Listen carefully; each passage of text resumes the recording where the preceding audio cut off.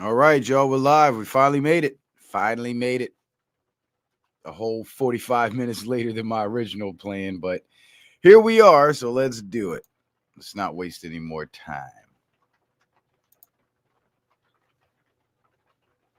Oh, wrong tab. Hold up, hold up.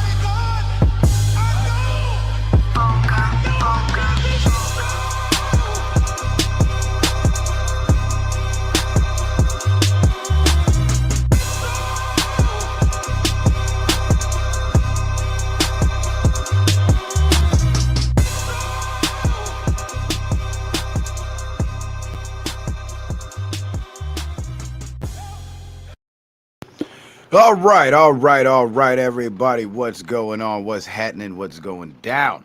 So, the Trump Epstein psyop.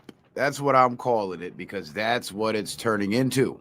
It's one big lie that's now being parroted not only in the mainstream media, but on social media.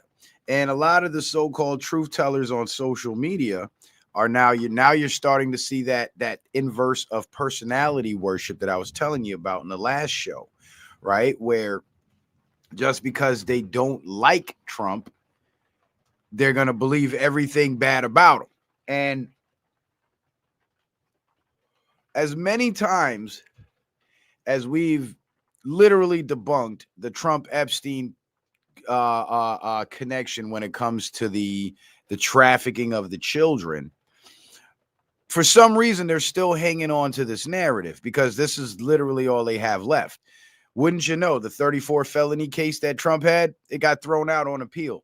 Did they report about that? That's pretty big news. The president was accused of 34 felonies, convicted falsely, and exonerated. Like, that's pretty big news. But they're not saying nothing about that. All they're hanging on to is this Epstein thing, which is all based on a lie. Now, I can understand why that lie is gaining steam and so many people are falling for it, because to be honest, Trump is not doing much to help the situation, but I understand why. But in spite of the fact that I understand why, and you guys may understand why, most people don't, because they have no idea what the nature of this war is and how it's meant to be fought in order to achieve the objective. And the objective is to bring down the entire deep state, the Israeli Mossad, the Israeli controllers here in the United States, and return power to the American people. And that has to be done systematically through gradual steps, because the way the system was infiltrated and taken over was in the same fashion. So everything has to be undone systematically the same way it was put in place. Now, I believe that the reason why they're hanging on this Epstein narrative, again, is because they got nothing else to go on. And this is their last ditch, desperate attempt to try to turn the people's support away from Donald Trump. Now, why wouldn't Donald Trump just release the files? Well, here's the problem. The files are in possession of the FBI, and the FBI is extremely corrupt. That's one. Second problem is you got federal judges that are passing rulings saying that the files can't be released. And the reason why the FBI has the files is because they're responsible for going over the files and redacting certain information like victims' names, victims' personal information, and also the names of current suspects who are currently under investigation. And they're not doing that. They're just holding on to the files and delaying the release.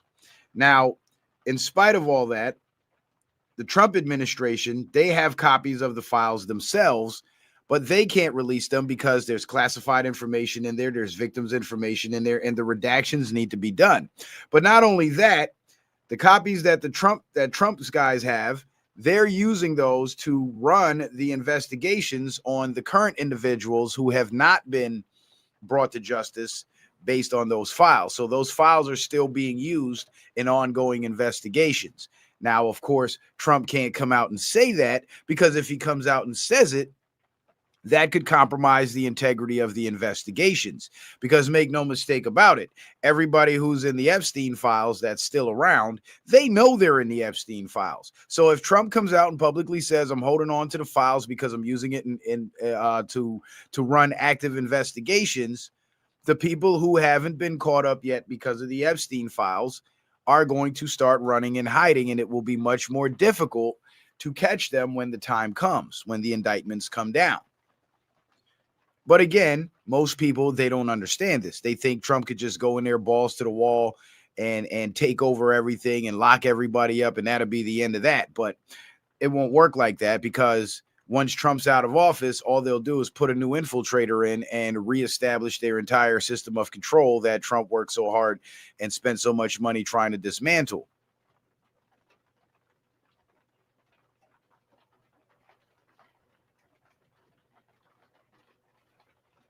Appreciate that, DC Legendary. DC Legendary says, been subscribed to you for quite a while, even though I never commented. That changes today. It's always refreshing as someone in my 20s to go further beyond the surface. Yeah, because the older folks, they're gone. They were raised on TV, and they believe everything they see on TV. So as far as I'm concerned, like, they're a lost cause.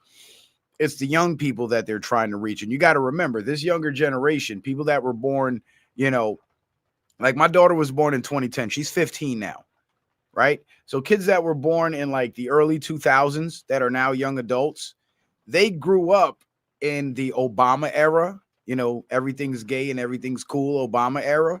And then they transitioned from the Obama era into the Trump bad era. So they never really got to see how the media treated Donald Trump before he became president. All they've known of Donald Trump is what's been said about him in the media. So it's very hard. It's going to be very hard to get through to this younger generation. But what's working in our favor, what's working in our favor, is the fact that the media has been caught in so many lies that the young people are now turning to social media, and it's on social media where you'll find the history, you'll see the receipts, you'll get the real story, you'll see the video clips, the old video clips from these guys back in the day, and they'll be able to put the pieces of the puzzle together themselves.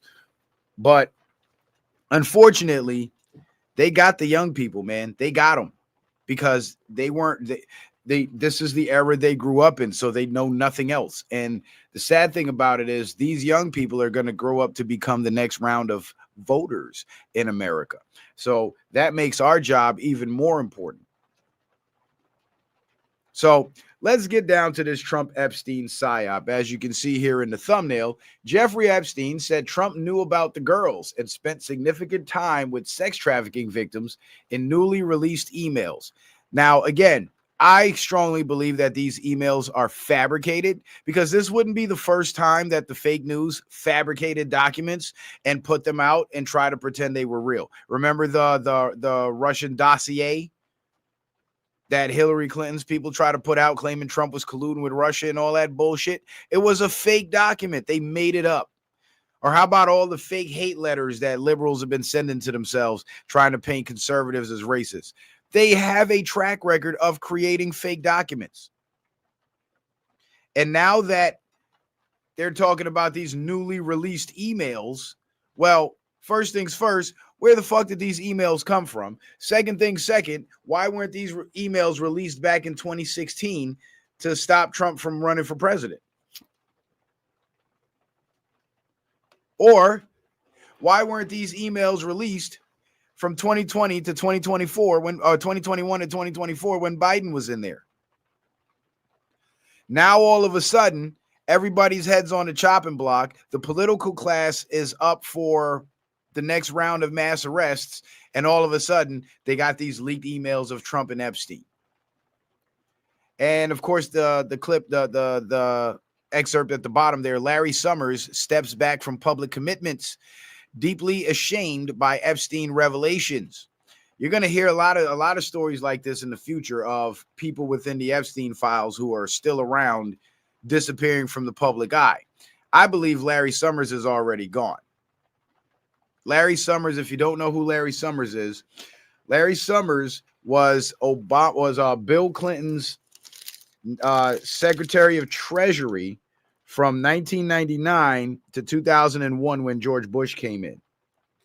And he came back he left politics for a while, and then he came back into politics under Obama in 2009 to 2010 as the top, I think, like his chief economic advisor or something like that. But he was an economic advisor. So Larry Summers is a big-time Democrat, worked under two Democratic presidents, and happens to be one of the names that Trump is bringing up right now. And Trump openly said Larry Summers is in the Epstein files, and so is Bill Clinton. Now, of course, the picture on the right, this is just an example of some of the tactics being used in the in this psyop to try to convince people that Trump is somehow down with Epstein when Trump was the one that had Epstein prosecuted. And these are photoshopped images. They're fake images that were created and posted online, and the dummies keep buying into it. They keep believing it. The only real pictures of Trump and Epstein are pictures of Trump and Epstein before Trump kicked Epstein out of Mar-a-Lago and before Epstein caught his first sexual offense case, where Trump was the only cooperating witness, meaning Trump told on Epstein while everybody else stayed quiet. So Trump has had it out for Epstein for quite a while, and it's pretty shameful to see how the media and the dummies that believe the media are trying to piss on Trump's good name and try to equate him to a sex trafficker. Now, the funny thing is about this statement in the emails is Jeffrey Epstein said That should be your first red flag. Jeffrey Epstein said. So we believe a pedophile over the facts? Is that what we're doing now? Is that what the fuck we're doing? So because Jeffrey Epstein said it, it's the gospel? Like, just stop and think about that for a second. So everybody that's buying into this email hoax,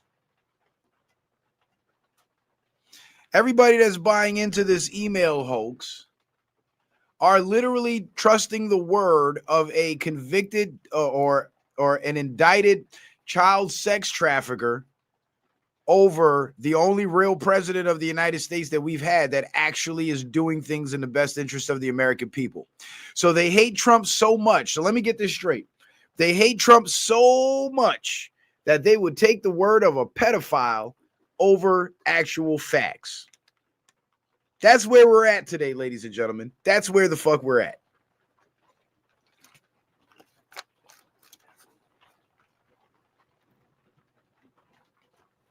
But that's that personality worship where people focus more on the personality than on reality. Because even if they focused on Trump's personality and they actually knew more about Trump's personality, for one, they would know Trump is a serious germaphobe. So sexual deviance is not in the character. It's not a character trait possessed by people who are neurotic about cleanliness. It's just not something they do.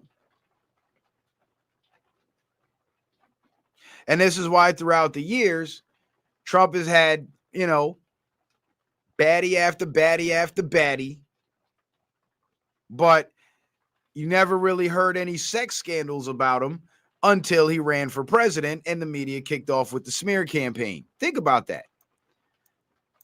Trump has had multitudes of women throughout his life. He's rich. He was powerful. He was handsome when he was younger. I can't really say that now, but you can tell he used to be, he used to be a big dog back in the day, and all the girls liked the boss. So he got a lot of girls back in the day. But we never heard any scandals. We heard scandals about other people, never about Trump.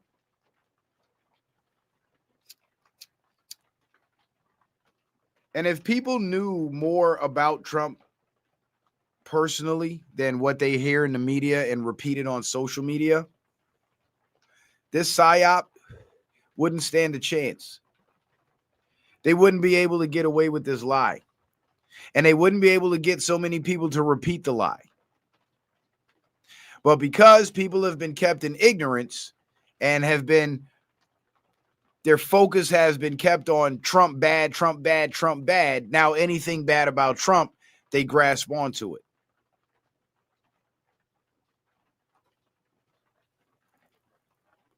And to tell you the truth, it's sad to watch because this psyop, it's not only working on the dumbed down masses, but it's working on a lot of conservatives too. And it's evident with the Marjorie Taylor Greene situation where, her position now, her stance now is causing a lot of division on the right. And a lot of people are standing with Marjorie Taylor Greene saying that, well, Trump should release the files if he's not in the files. But what they're not realizing is Marjorie Taylor Greene is a member of Congress. So anything classified that's going on with the Joint Special Operations Task Force, Congress has no idea any of this is happening. Only a few select members. So Marjorie Taylor Greene could very well be speaking from a position of ignorance where she does not know what's really happening, and she was not let in on what's really happening because Trump had probably suspected her of being an infiltrator. And I tend to suspect her of being an infiltrator too, because the timing of her antics seem to coincide perfectly with this newly released psyop that they're trying to pull. So it's almost like she's giving the psyop credibility.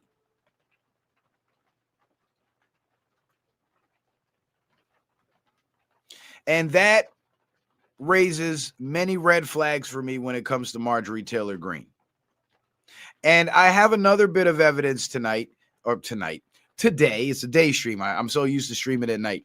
I have another bit of evidence today to share with you that seems to support my feeling that, and it's just a feeling, that Marjorie Taylor Greene may not exactly be on the up and up like we thought she was. So we'll get to that. But before we do,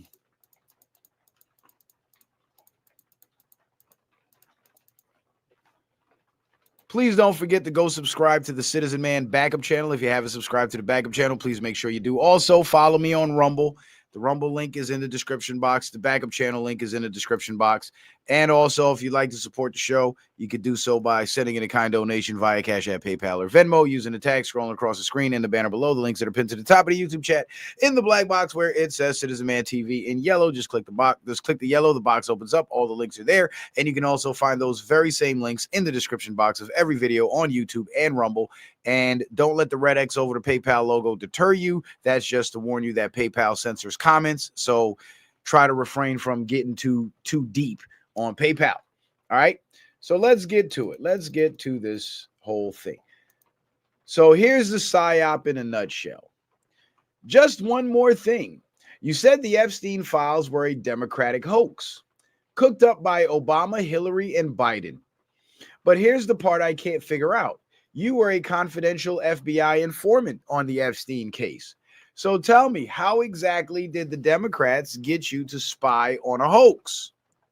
Now, if you don't understand what's happening here, Trump's words are being taken out of context, misconstrued, and a response is now being given in the form of a question to the out of context, misconstrued words. When Trump said the Epstein files are a Democrat hoax, he wasn't saying the existence of the files is a Democrat hoax. What he was actually saying was their claims of his involvement and evidence of him committing criminal activity within the Epstein files is a hoax. That's what he was saying. Now, when you take the full context of Trump calling the Epstein files a Democrat hoax and you try to apply it to this dumbass meme, the meme then makes no sense. The narrative within the meme falls apart. And this is one of the tactics that they've been using to not only lie on Trump, but lie on other conservatives as well throughout the years, at least throughout the last 10 years, where they would take one little part of what they said, misconstrue it, take it out of context, and then create a straw man argument against their misconstrued interpretation of what the person said. And they're able to, and they're successful and able to trick a lot of people with this tactic. So here they are again, doing it all over again. But again, don't fall for it. That's why I'm here. I'm here to put the shit in perspective so you don't become a victim and fall for it. Like a lot of people falling for this photograph. They see this, they're like, oh shit, that's Trump and the little girls in Epstein. Oh, Trump is guilty. We have pictures, right? What's up, Willie Rivers?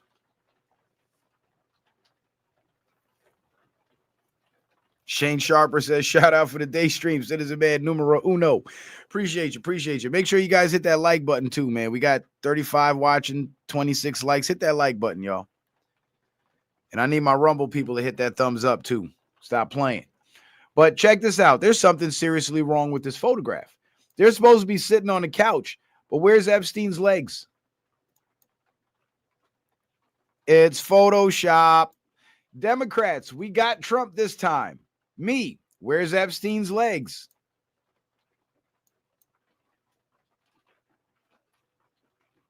Yeah. He's sitting on the couch and he has no legs. This is the type of ridiculous shit that they make up and they cook up to try to fool the public. So when I say the credibility of those emails being the authenticity of those emails, I question, I mean that. Because again, they have a track record of putting out fake shit and pretending that it's real. I mean, Trump didn't start calling them the fake news for nothing. That's what they do. Here's another meme that you'll see that you've probably seen going around. This is where I got the clip for the thumbnail from. But in the emails, allegedly, Jeffrey Epstein is implicating Trump. Mind you, in Epstein's interrogation tape, he didn't implicate Trump. Ghislaine Maxwell didn't implicate Trump. She was a co-defendant of Jeffrey Epstein. She didn't implicate Trump. William Barr, who was the attorney general in charge of having the Epstein case prosecuted, he didn't implicate Trump. So where's all this coming from all of a sudden? Hold on a second.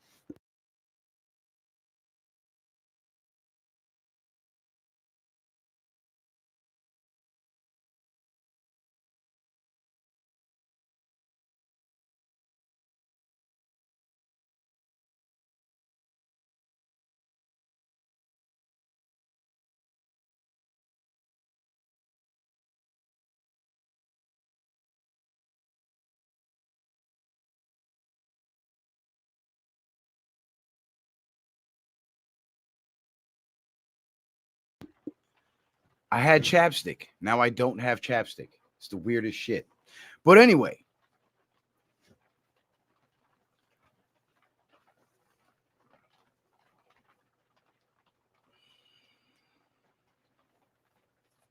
Yeah, the picture is all screwy because it's a fake picture. Photoshop. That's all they've been doing is Photoshop, Photoshop, Photoshop, lies, lies, lies, lies, lies.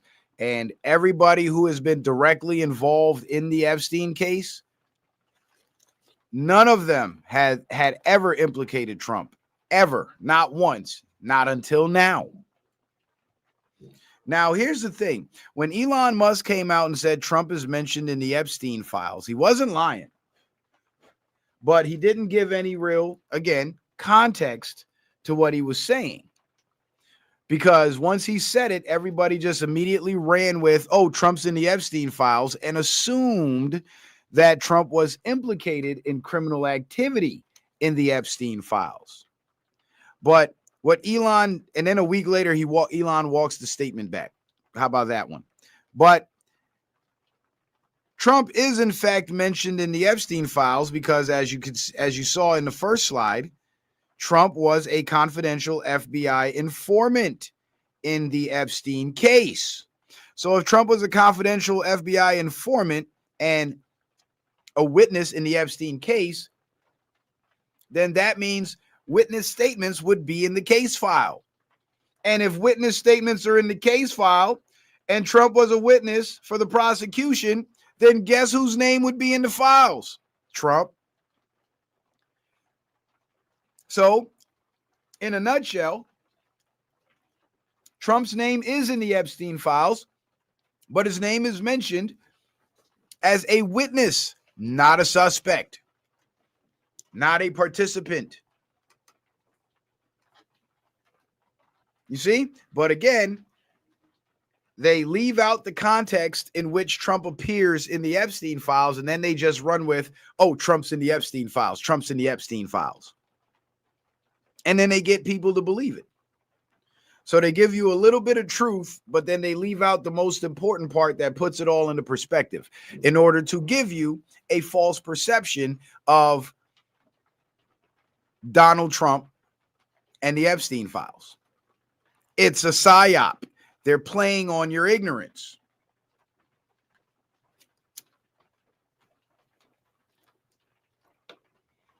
Because for anybody that knows Donald Trump and knows him to the point where at least they know he's a germaphobe, he's well known for being a germaphobe.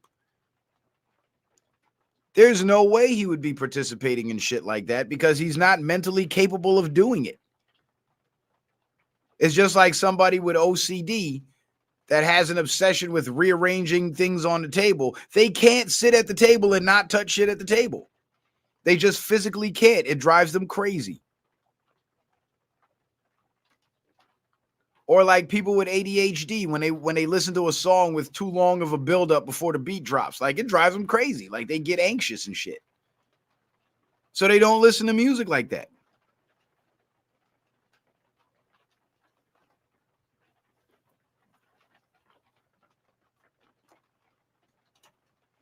And now some people will say, well, Citizen Man, all you do is defend Trump and defend Trump and defend Trump.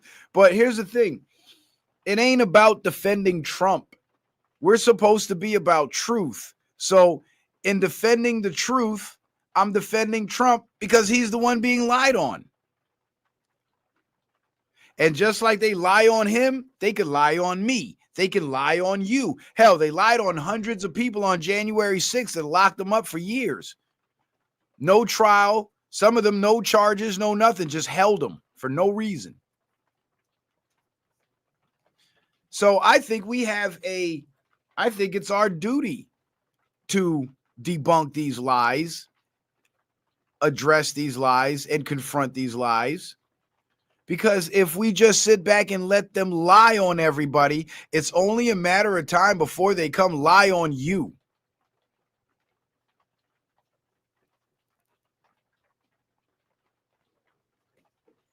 So I'm not here to defend Trump. I'm here to defend truth. It just so happens that Trump is on the side of the truth, and the liars keep lying on the man and trying to sell paint false narratives in order to give you a false impression, in order to sucker you into supporting the establishment that wants to enslave you. Every Trump hater out there that claims that they're in opposition to what the government is doing, they're actually supporting what the governments of the world are doing, because those same governments of the world are ran by people who would be politically opposed to Donald Trump. So you oppose the president that's opposing the establishment, right? So Trump is an enemy of the establishment. You become an enemy of Trump. That makes you friends with the establishment. There's no other way to look at it, because you're helping them. Adam Schiff visited Epstein Island 78 times. He also had that little child hotel incident. A lot of these big Democrats were rocking with Epstein. Adam Schiff. Who else? Let me see. I got a couple more in here. I just hate that the slides don't show up in order.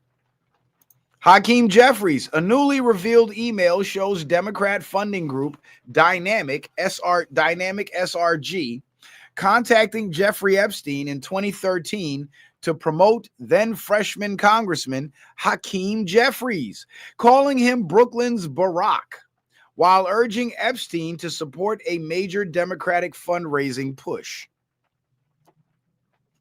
Ain't Hakeem Jeffries the one that was running around telling everybody that Doge was stealing taxpayer money when they were the ones stealing taxpayer money? Hakeem Jeffries, one of the big name Democrats that are in staunch opposition to Trump,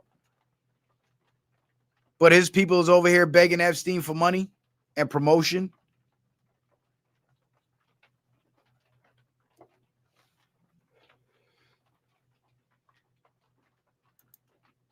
Or how about this one? House Democrat exchanged texts with Epstein on how to hurt Trump during 2019 congressional hearing. And that would be Representative Plaskett. I don't know who she is or what state district she represents, but her name is Plaskett. And ain't it funny that they're all black Democrats, except for Adam Schiff? See, it ain't about black and white. They play the black and white card to us in the public, but at the end of the day, they're all on the same team because they all share the same perversions and they approve of each other's perversions. This is the doest thou wilt Masons. This is how they roll. They rock with child predators and child traffickers because they don't see nothing wrong with it. Because in their minds, there is no right and wrong. The only thing wrong is disagreeing with them.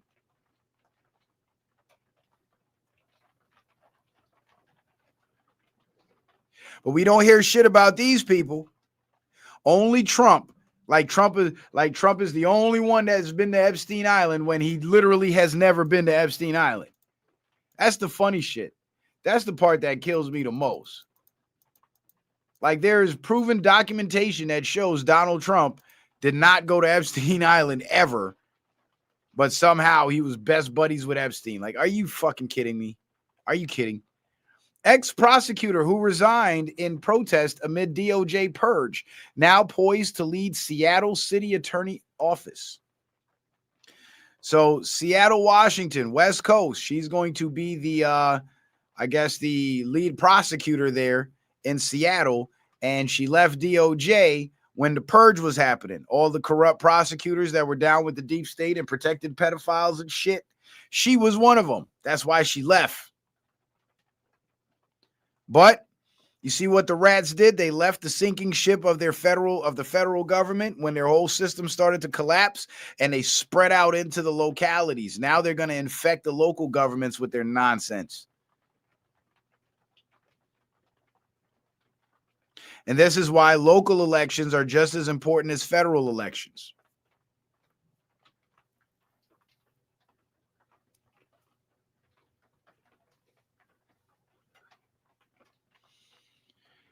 So this situation here is important to note, in my opinion, because a lot of these new faces we're going to start seeing on the state level are going to be people who got kicked out of the Trump administration. Larry Summers steps back from public commitments, deeply ashamed by Epstein revelations. And that's Larry Summers right there. And a lot of people in the Epstein files we don't see in public too much anymore. And the ones that and a lot of the ones that we do see don't look quite the same because they have been removed and they have been replaced with body doubles, impersonators, skin mask actors, CGI avatars. The list goes on. There's several different ways to do it. It ain't just one way to do it. Like take Jay-Z, for example. Jay-Z was on the Gitmo list back in 2020, him and Beyonce. And ain't Jay-Z like damn near 50 years old now? Let me see. I'm going to look it up real quick. How old is the Jigga Man? Jay-Z is 55 years old. Now go Google an image of Jay-Z and tell me if that rubber face wig wearing motherfucker looks like he's anywhere near 55 years old. Because that ain't Jay-Z. How you 55? How's this man 55 years old and ain't got one gray hair on his head? Explain that. Because most men, 99% of men, eventually get gray hair by the time they're 50. Jay-Z has no gray hair. That motherfucker, that rubber face wig wearing motherfucker looks like that's like 3-4 inches shorter than what Jay-Z's actual height, by the way. That motherfucker look like he's in his 30s. But again, because the media projects it as if it's him, people believe that it's really him. It's not. And if you ever come across a video where he's speaking, listen to him speak. That's not him. And he smiles way too much. Whoever they got impersonating Jay-Z is doing a terrible job because 1, they're not tall enough. 2, they look too young. And 3, they smile too fucking much. Jay-Z don't smile. He never smiled like that. 5-star 5G says, I'm 55 and I don't have gray hair. Well, good for you. Good for you. I said most men. Not all men, but most men. Most men. Now, granted, Jay-Z could be one of the few that don't get gray hair, but you got to remember, he spent his career being a rapper, living a celebrity lifestyle. That's a high-paced lifestyle. That comes with levels of stress that the average working person couldn't even imagine. And how is it that every other celebrity got gray hair but him?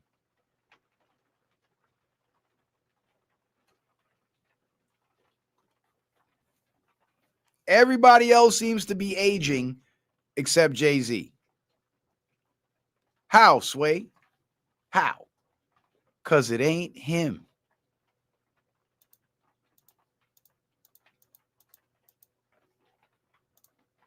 Now, Hillary Clinton is all over the Epstein files. We already know about Hillary Clinton and the Frazzle Drip video where her and Huma Abedin were torturing and murdered a 12-year-old girl.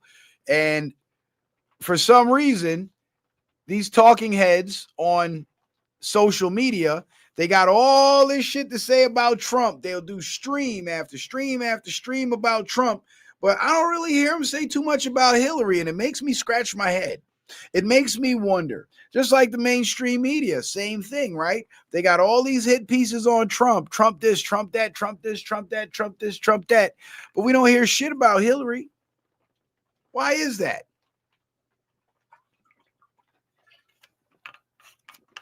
Hillary Rodham Clinton is possibly the most evil human being ever to live.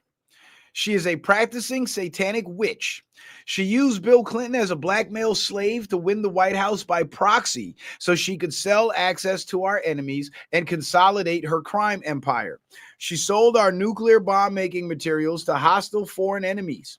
She let our worst adversaries access her private server containing our most sensitive military state secrets. She got our field agents killed by tipping off the enemies they were assigned to surveil. She leveraged her position in the State Department to run guns to ISIS. She ran one of the largest child sex, slavery, and trafficking rings in the world through the Clinton Foundation. What she has managed to keep secret is going to shock the conscience of humanity for the rest of time. So there's all this dirt that we could be talking about and sensationalizing. And there's evidence to support these claims about Hillary, but people would rather run with conjecture and assumptions and falsehoods about Trump.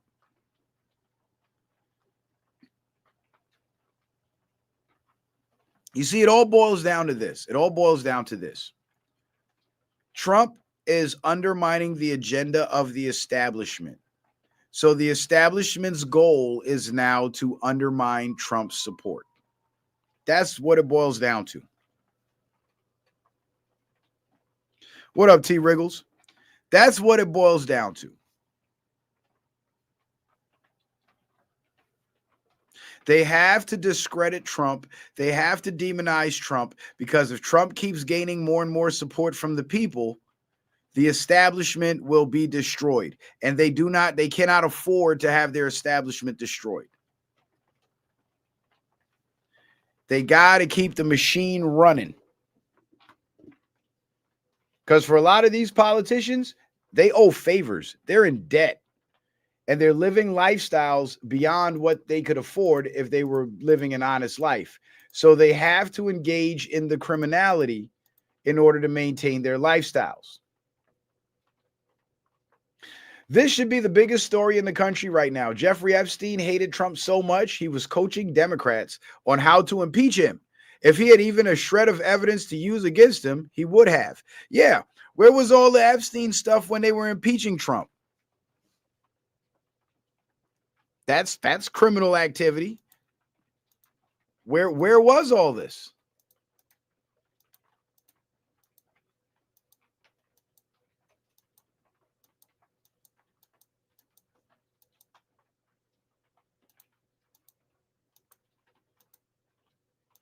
I'm trying to find slide number 10. There we go. Obama judge Robin Rosenberg rejects DOJ bid to unseal Epstein grand jury transcripts. There's final proof Trump is not on Epstein's list. Yep. So you got judges blocking the release because DOJ was not only going to release the files, they weren't going to, they were fighting to release the files, but they were also going to release the indictment documents from Epstein's grand jury hearing. And you got Obama judges blocking it.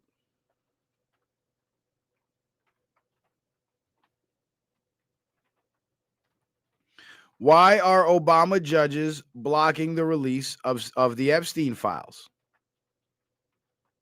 Because again, if their narrative was true that Trump is in the Epstein files, wouldn't it work in their favor to release the files? So let me get this straight. They want us all to believe that Trump is in the Epstein files and Trump is implicated in the Epstein files. But at the same time, they got their crooked judges working to help cover up the Epstein files. How does that even make sense? How does that make any sense?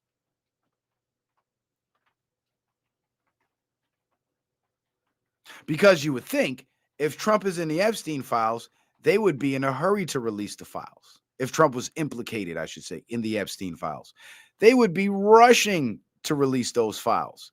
They would be demanding for a release of those files, but they're not.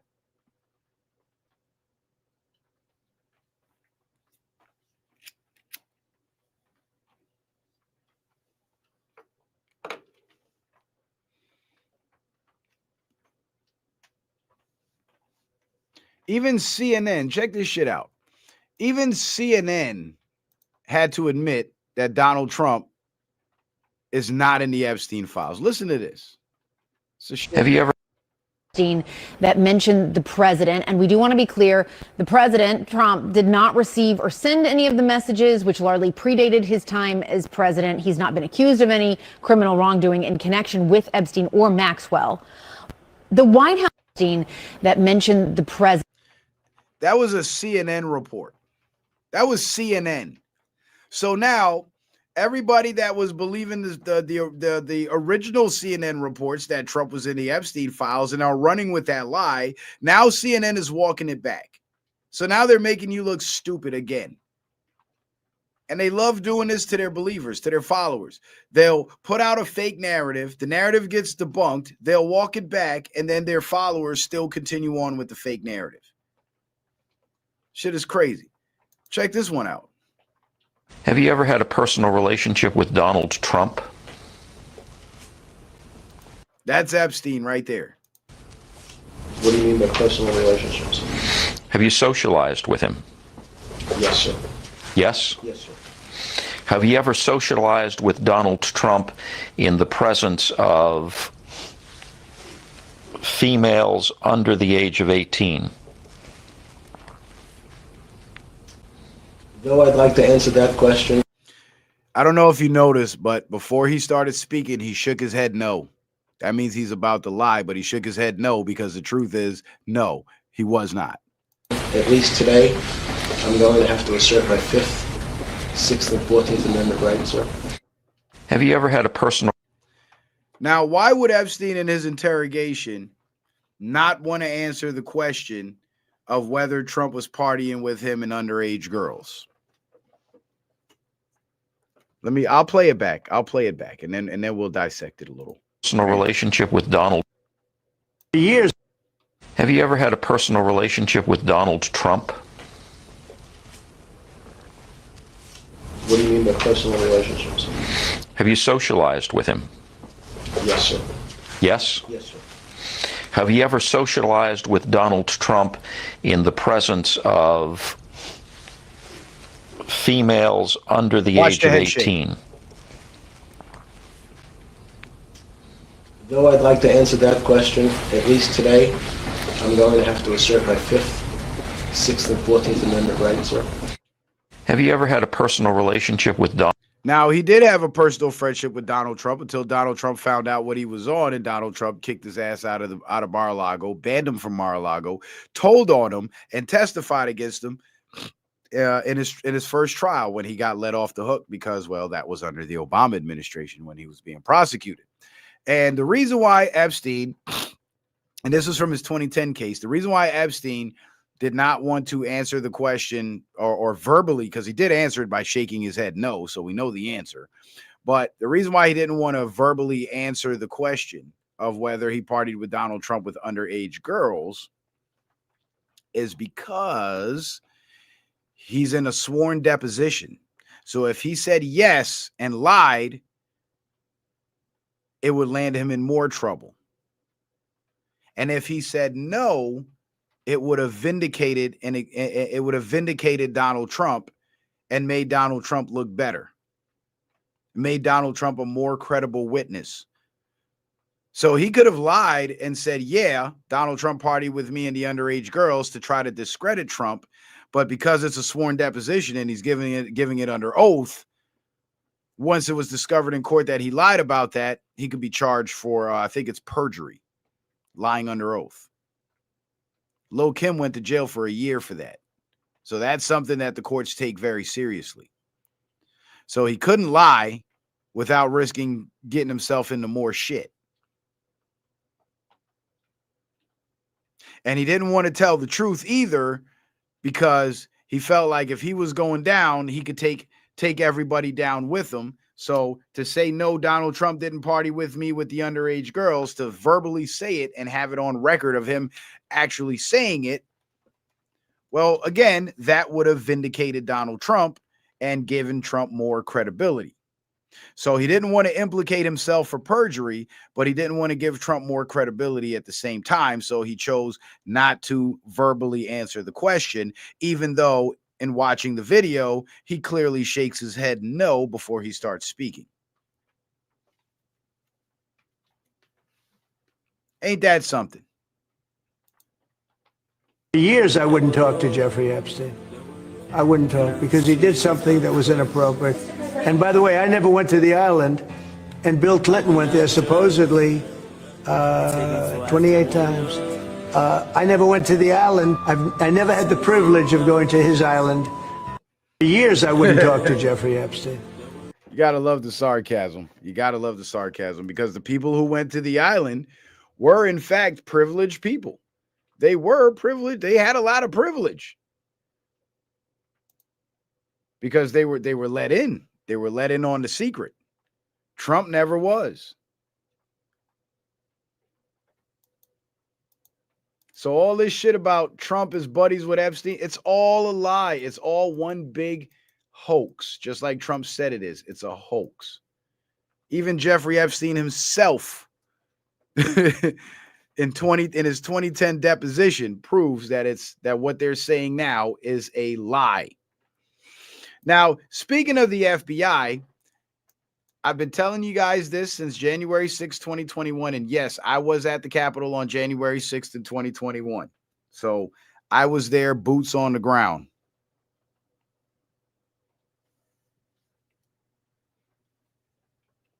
Well, Christopher Wray did not want Americans to know there were plainclothes FBI agents in the crowd on January 6th.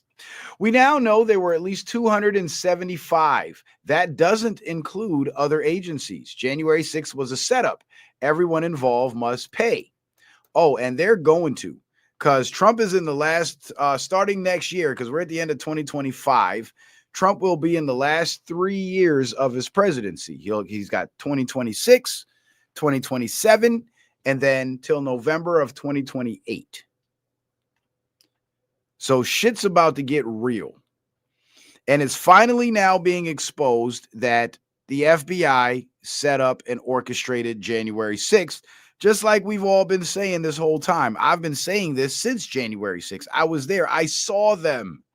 And it wasn't just the FBI. It was the FBI. It was Black Lives Matter. It was Antifa. And they were all working together with the Capitol Police. They were all working in conjunction. In fact, Antifa members were dressed as Capitol Police in Capitol Police uniforms and given Capitol Police weapons like tear gas and shit to attack the peaceful protesters.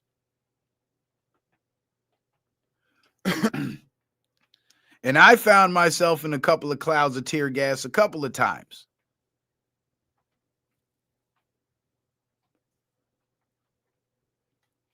And that's why the Capitol Police Chief on January 7th submitted his resignation, because he was afraid that if it came out that his officers were infiltrated, or he allowed his officers to be infiltrated by Antifa to impersonate police officers and be able to use the force of government to attack innocent Americans, well, that wouldn't go over very well for him. So he retired before he could be indicted. And again, I was there. I saw them. I saw the Antifa members down in a little dugout tunnel changing out of their regular clothes and putting on police SWAT gear. First of all, police riot gear. First of all, when riot police are gearing up to go to an event, they put on their gear at the police station in the locker room. They load up in their transport vehicles, and then they show up on scene fully dressed. They don't show up on scene with duffel bags with their gear in it and then find some back alley to change out in.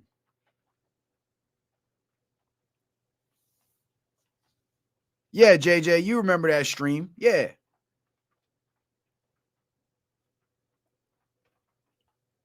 So now it's finally coming out and people are going to jail. And I believe Christopher Wray is already in custody. Cohen Brennan, Sonny Danielson says if they took it more seriously, Ray Cohen Brennan would already be cuffed. Now, here's the thing. There's a very good possibility that they already are in custody, but they're in military custody because what they did was an act of war. They committed treason and sedition against the legitimate government of the United States.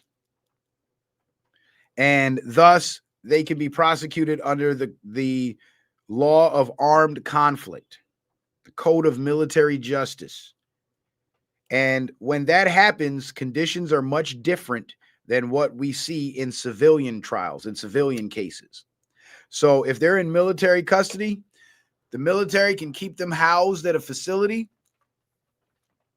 but they will allow them to come out to attend court, attend congressional hearings, do press conferences, and so on. But at the end of it, they go back to confinement. They did it with Ashton Kutcher in 2018 when he was amongst the first group of celebrities that got rounded up in 2018. Before he was rendered to Guantanamo Bay, he was used to testify in Congress.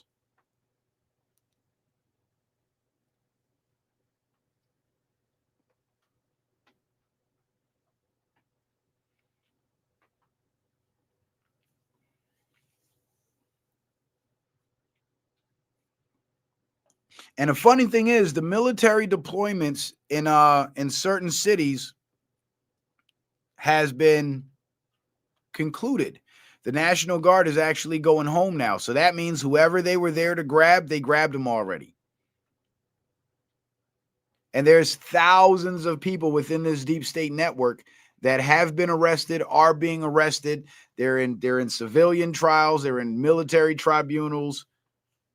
And it's all happening as we speak, and it's been going on since 2018, but it's all being kept classified because there's a new wave of replacements filling the spots of the people who have been removed previously, and now the replacements have to be rounded up and done away with.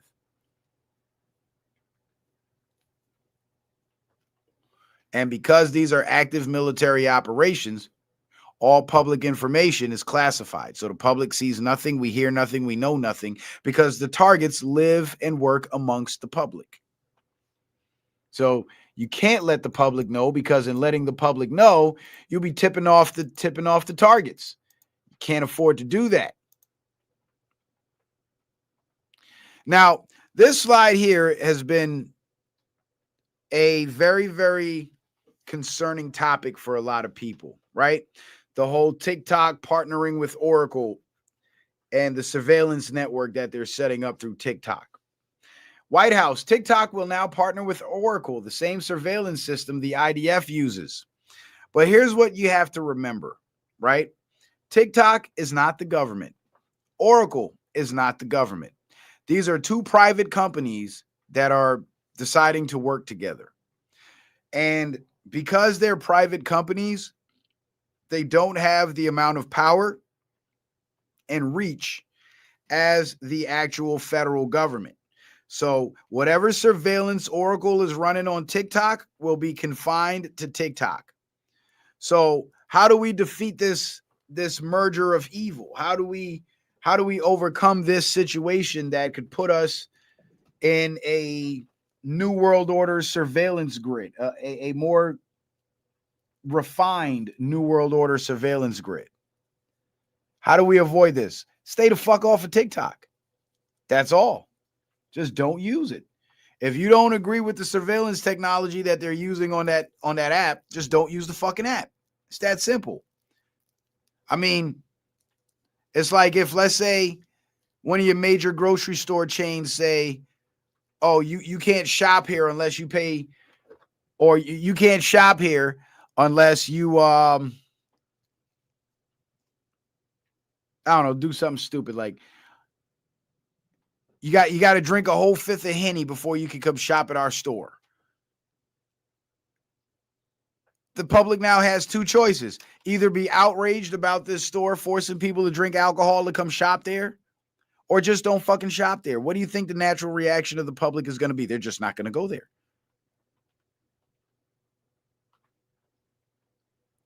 So all this outrage about TikTok and Oracle coming together and working together, yeah, it's sinister. And they're not doing it for any wholesome purpose whatsoever. It's a nefarious plan. But it's not all encompassing, and we're not subject to it like we would be subject to government's public policies. And we can simply avoid it by just not using their product. It's that simple. It's that fucking simple. So all these people doing streams and shit talking about TikTok and Oracle, fuck TikTok. I'm not even on TikTok, so this shit don't affect me one bit. It's just like the food stamp thing. You know what I'm saying? If the government gonna play games with your food stamps, give you food stamps 1 year, then the next year cut it off and shit, and now you can't buy food, just structure your life and structure your budget to where you live without the food stamps. So if you do get food stamps, it's a bonus. But if you don't, oh well, I'll just spend the money.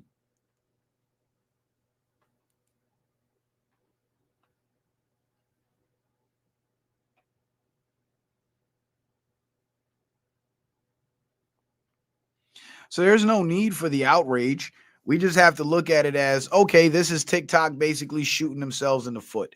This is TikTok alienating a large amount of their user base because millions of users are going to sign off and cancel their accounts with TikTok and just not use the platform anymore because they don't want to be surveilled by Oracle. Millions and millions of people are going to uninstall the app and not use it anymore. They're going to kill their platform. And all that's going to do is give rise to other platforms who are not engaging in the surveillance.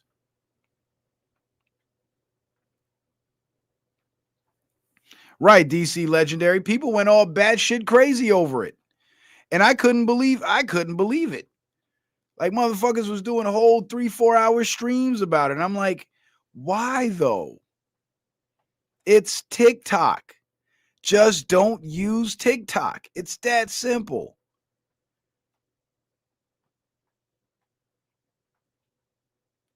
We ain't got a trip on it. Just don't fucking use the shit.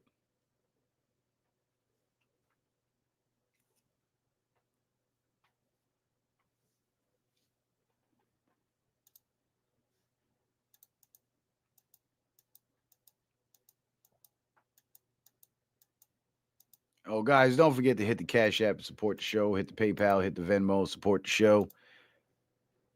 We are at 0 supporters right now, and I'm not sure why. But anyway, crash reported during Vice President Vance's motorcade. Officer down and in critical condition.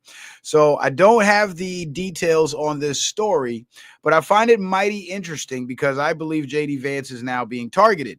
And why would he be targeted? Well, he did the unthinkable. He went to Israel and he did not kiss the wall.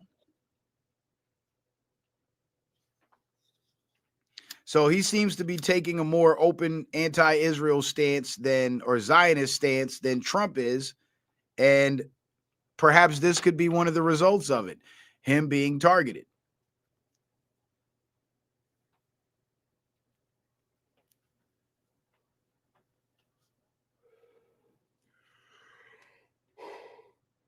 And you see, J.D. Vance being the vice president, he has just as much public influence as the president.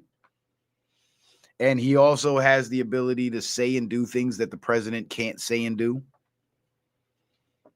Because all eyes and all the crosshairs are on the president. So J.D. Vance could send a signal And when he refused to kiss the wall, that was sending the signal for sure. The same signal I've been telling you guys that Trump's been sending. Never mind all the Israel ass kissing. Israel is on the chopping block. And I kind of see the play unfolding where Trump is slowly withdrawing support from Israel. He's removing their hit teams that are here in the United States. He is going after their operatives within the government and with indictments and prosecutions. And eventually what he'll do is just go completely hands off on Israel and leave them at the mercy of all the nations they've been terrorizing with our protection for decades. Because while all this is happening, you got Iran sending out warnings to their citizens to prepare for war in December. And not only that, China is also signaling that they're preparing for war in December. So it might just be China and Iran wiping out Israel.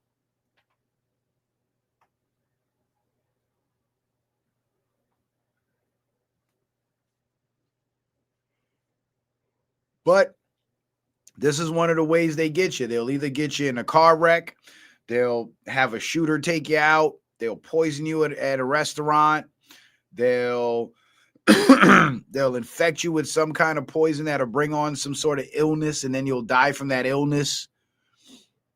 Or they'll go after your family members.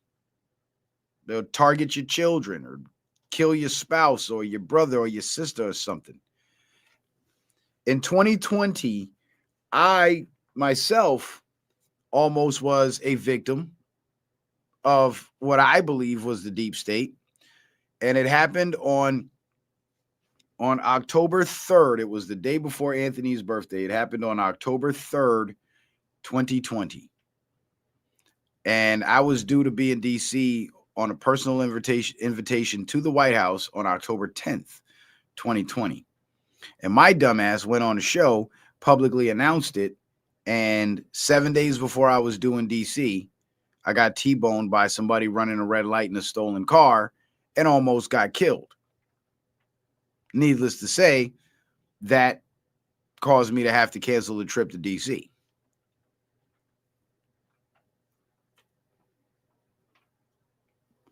And all of 2020, while the fake news was pushing the COVID propaganda, I was on my channel exposing the truth, sharing the facts, and debunking the propaganda. And they couldn't have that. They had to get rid of me. They tried demonetizing me. I started making more money because people started donating.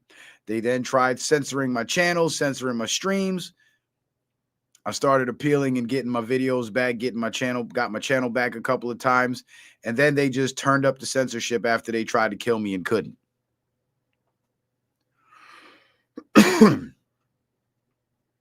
So this situation here with J.D. Vance definitely smells like a deep state hit.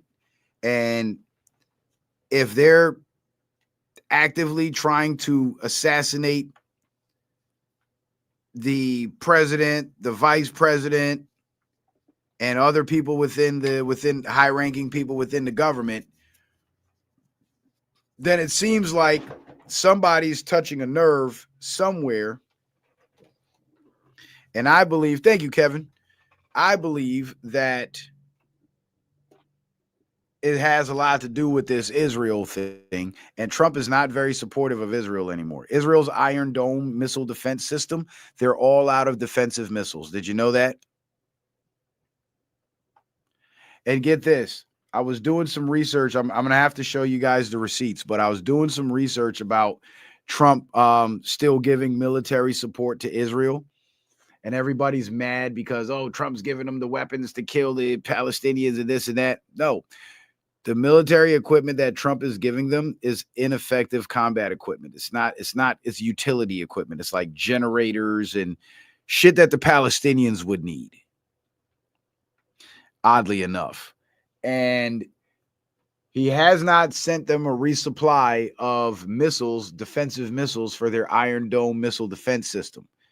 So all those times when these neighboring countries would launch missiles at Israel and the Iron Dome system would take out the incoming missiles. Well, now if anybody wanted to launch missiles at Israel, there is no defense system to stop those missiles because Trump has not resupplied them.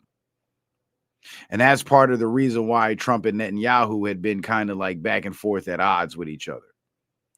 Because Netanyahu is being left vulnerable.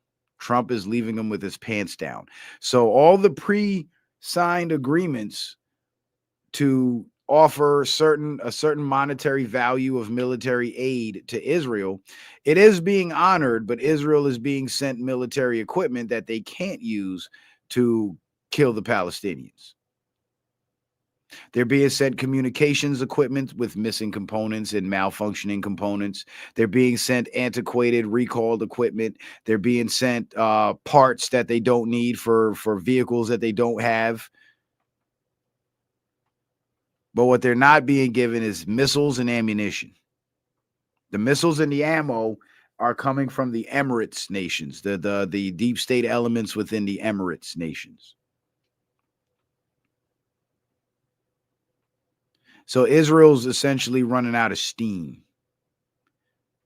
But you see, people hear, oh, Israel gets aid from Trump is still giving aid to Israel and this and that. And it sounds bad. But when you actually look into the itemized lists of what's being shipped over there, it's a bunch of worthless shit that they can't do nothing with. That's like if I came to you and I said, hey, I want to kill my neighbor, so sell me a gun. But you being my friend, you're afraid to tell me, hey, don't do that. That's a bad idea. I'm not going to fuck with you no more. But at the same time, it's in your agenda. It's on your agenda to prevent me from killing my neighbor for whatever reason.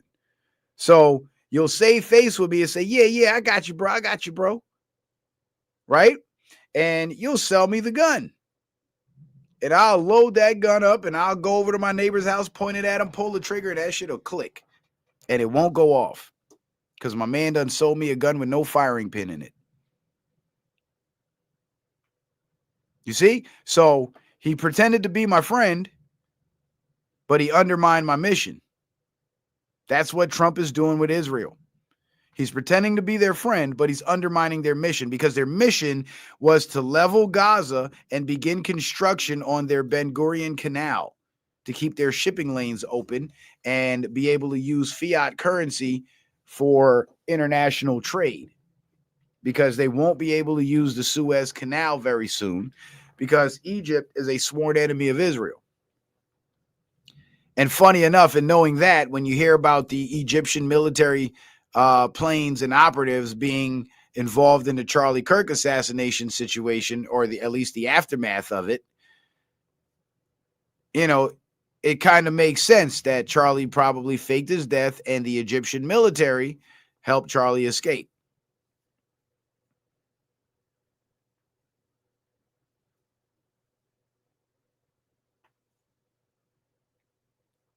And people say, oh, all the Muslim countries around Israel, they hate the Jews and they hate Israel because they're Jews and da-da-da. They don't hate them because they're Jews. They were Jews in Palestine before the Zionists took over and killed off the Palestinians and turned it into Israel. They were Jews there. There were Christians there. There were Muslims there, all over the Middle East. So it ain't a Muslim versus Jew thing.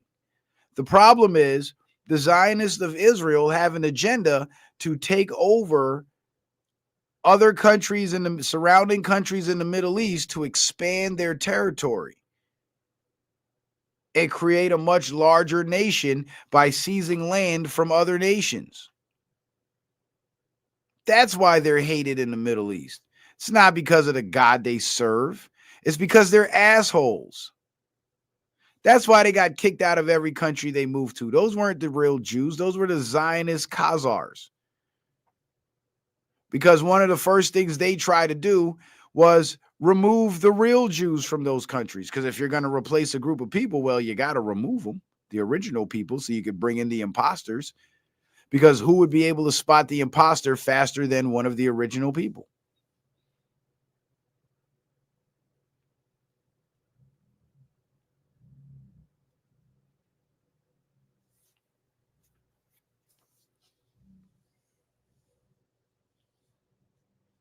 It was because they were assholes. It's not because of the God they serve.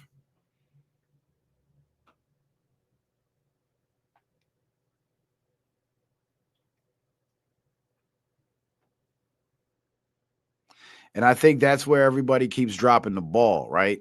Because they keep assuming that everybody's beefing. And this is a narrative put out by the Zionists. Everybody's beefing with us because we're God's chosen people and they just hating on us. No, everybody's beefing with you because you have plans that you've announced publicly to steal their fucking land. That's why they're beefing with you. And they have to take your plan seriously because they watched you come into Palestine and take their land. So you have a proven track record. Your people have a proven track record of doing this. So yes, we hate you. Yes. No, we don't like you. No, we don't want you here. No, we don't want your nation to exist because the existence of your nation, for some reason, is contingent upon the seizure of my nation. So no, we're not fucking with you. We don't want to be your friend because you're not a friend. You're a snake. And you want to backdoor us out of our own country, out of our own land. But you let the Israelis tell it, oh, we're God's chosen people. So they just hating on us. They just mad at us. They just hate us.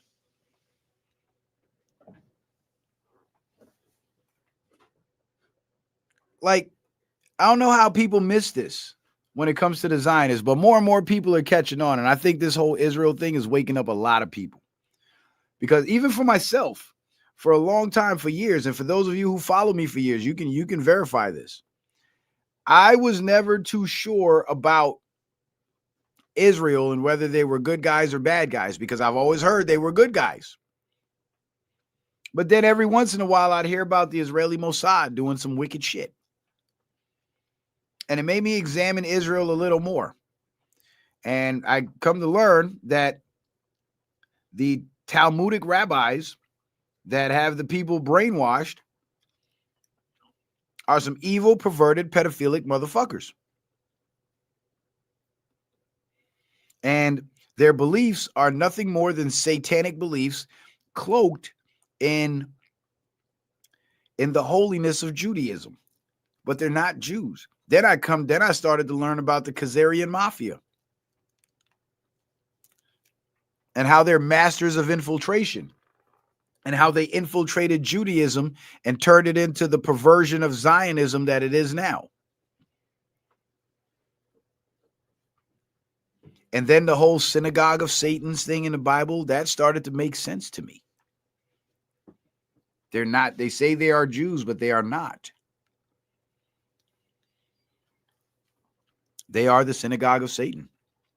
And when I learned about how wicked the Khazarian Empire, the Khazarian kingdom was, it made perfect sense.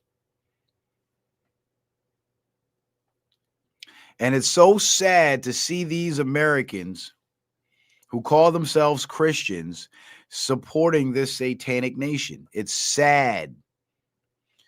It's sad. The majority of American support for Israel comes from conservative Christians because they're ignorant.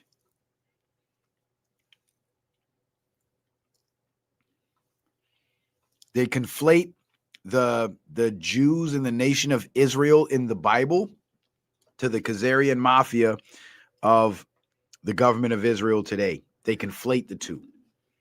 They act like the Israelis of today are the Israelites of the Bible. They're not.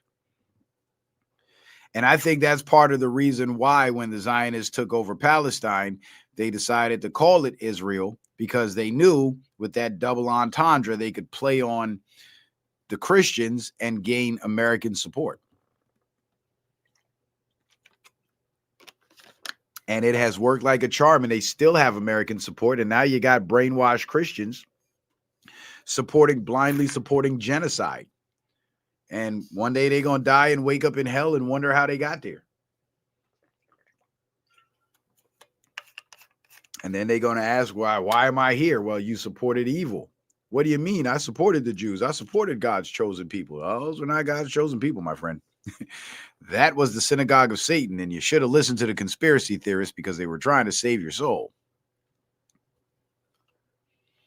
And there's even Jewish people within Israel and in America and other parts of the world that know this and they understand this. And they are opposed to Zionism. They are opposed to what Israel, the government of Israel, and what they're doing. They're even opposed to having a nation of Israel. You know why? Isn't it weird that Israel is supposed to be this Jewish ethno-state, yet there are Jews out there that are opposed to the existence of this Jewish ethno-state? You know why that is? Because the real Jews who practice Judaism, I call them the true practitioners of Judaism, not the Khazarian infiltrators. They understand that Judaism is not an ethnicity and it's not a nationality. It is a spiritual system, and spirituality transcends ethnicity and nationality. Thus, all the peoples of the world are welcome to practice this to participate in this spiritual system. So the Torah teaches Orthodox Jews, I guess is what we'll call them, that they're forbidden from having a nation, right? Because if they take the spiritual system and turn it into a national government, then what happens is you now have to be a citizen of that nation in order to even participate in that spiritual system. When the spiritual system is supposed to be open and free for anybody of any nationality to join. So once they created their Jewish Zionist ethno-state, they basically pigeonholed themselves into being this particular group of people from this particular land. And if you're not one of these people from this particular land, you can't call yourself a Jew or practice Judaism. Otherwise, you're not legitimate. So by creating their ethno-state, they pretty much delegitimized all the other Jews around the world who were citizens of these other countries, but true practitioners of Judaism. So not only did they pigeonhole themselves under their nationality, but they alienated the rest of their fellow Jews around the world who have different nationalities.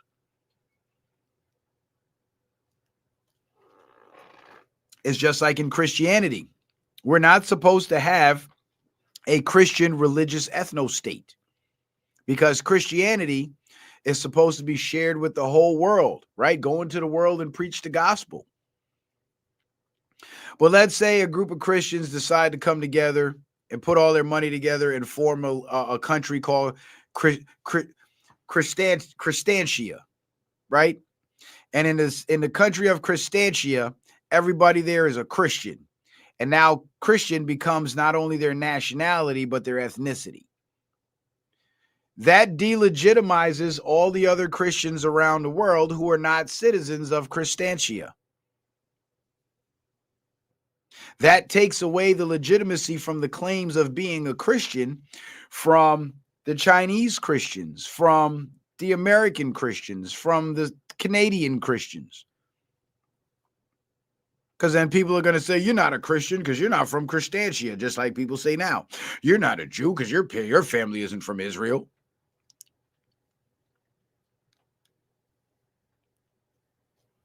And you can find plenty of videos online of Jewish rabbis denouncing the state of Israel.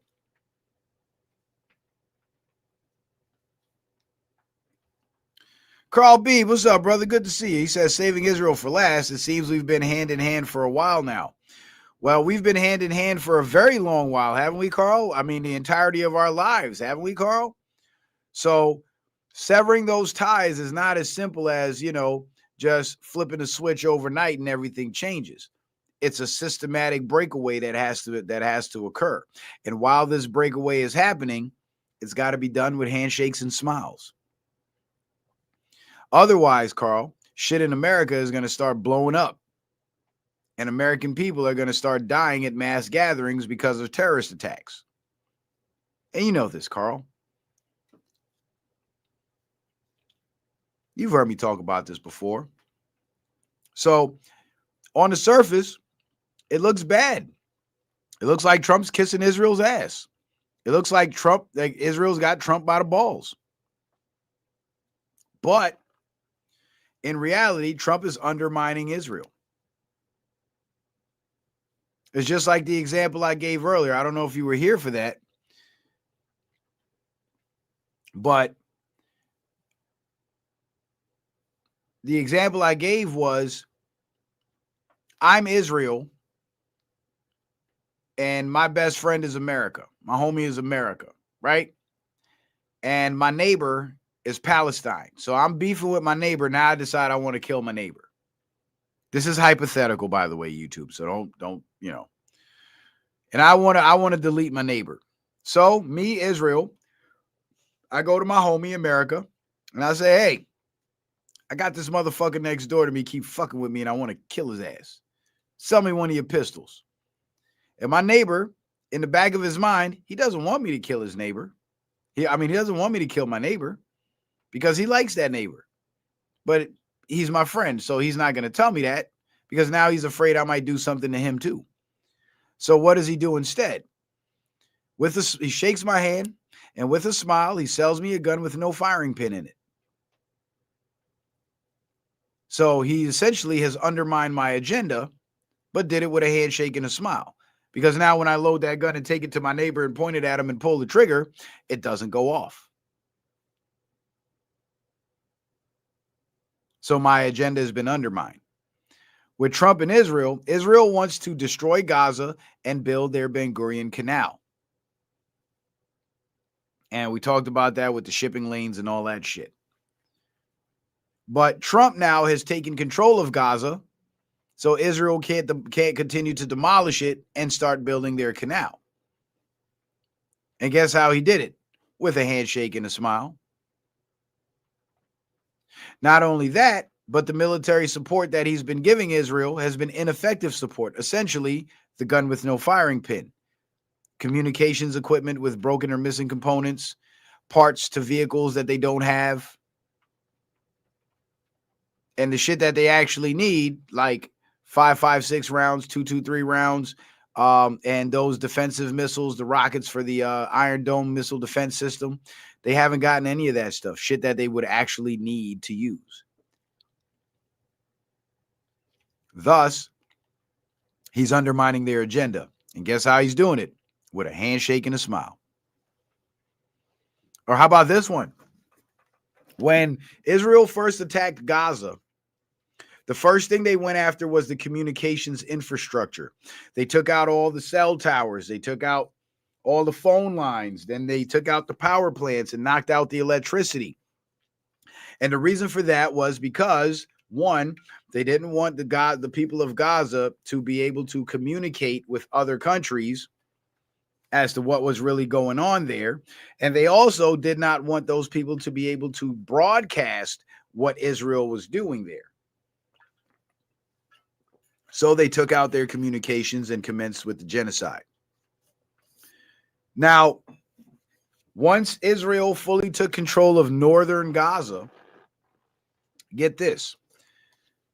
Elon Musk came in to Israel and he said, hey, Israel, why don't you help me? Why don't you let me start up Starlink in your country to give you guys better internet connection? The Israeli government agreed because, so far there's no reason for them to suspect Trump, and, the Americans aren't on their side.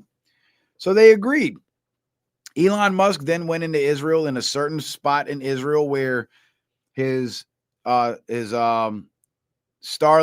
system would be able to provide internet service even in northern Gaza. So he set up the Starlink and fired up the connection. And shortly after Starlink was established in Israel, all the videos from northern Gaza started getting uploaded to TikTok in mass. The whole world started to see the genocide.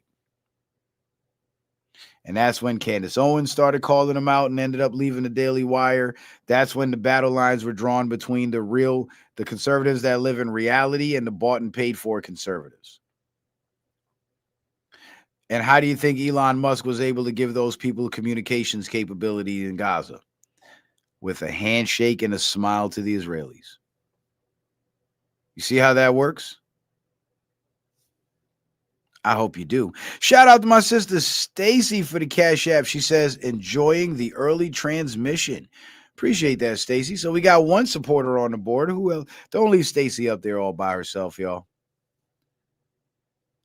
Give that sister some support, man. Don't leave her up there by herself. Join the ranks. Carl Beeve says, yep, that is Trump's way. Yeah, he will fuck up your whole shit with a handshake and a smile. And look you right in the face while he's fucking your shit up. Just like when he let the Russians move in on Ukraine and bomb the shit out of Western Ukraine, and then had Zelensky come meet him at the White House and shook his hand and smiled with him while he was letting the Russians destroy his whole shit.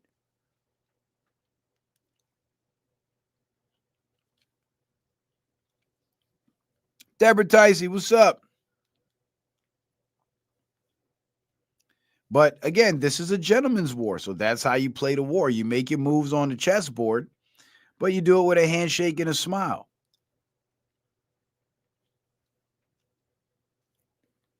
But here's the thing to note too. I believe we are on the phase that involves publicly severing ties with Israel, because we've been hearing about Israel a lot in the news lately, haven't we? And not only that, the Zionist media started up their smear campaign. Trump Epstein, Trump Epstein, Trump Epstein. So something's definitely abreast, and something's definitely coming down the pike. And it ain't going to be good for the deep state. That's why we're watching them go into panic mode. Because if they're for them to try to resurrect this same old lie again, that means two things. One, the fact that they needed to cook up a lie against Trump means that they need to discredit him because they're afraid of something that he's doing or something that he's about to do. That's number one. Number two, the fact that they had to recycle this story, the fact that they had to recycle this same lie means that they're running out of lies to tell.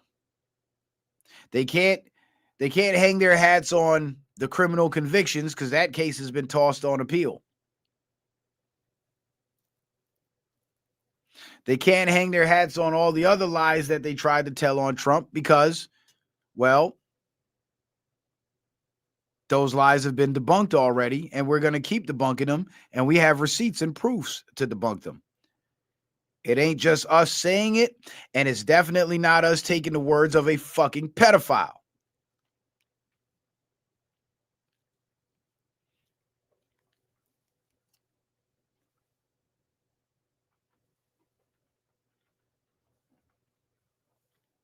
So I believe we are on phase Israel because the way things are happening in the public seems to suggest that that's where we're at. So there's an attempt on J.D. Vance's life.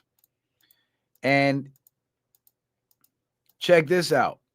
With the attempt on Trump's life with Thomas Crooks. Here's an update on the Thomas Crooks situation. Remember, they said he had no social media or no online footprint. And you also remember that the media tried to lie and say he was a registered Republican, which means he was a Trump supporter. And then they try to spin the story that, oh, Trump's own supporters shot him. That's bullshit. He gave money to the Democrats. He was a Democrat.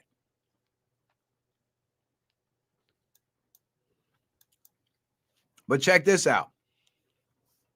Recent discussions surrounding the Thomas Crooks investigation. Now, Thomas Crooks, again, that's the kid that shot Trump in the ear.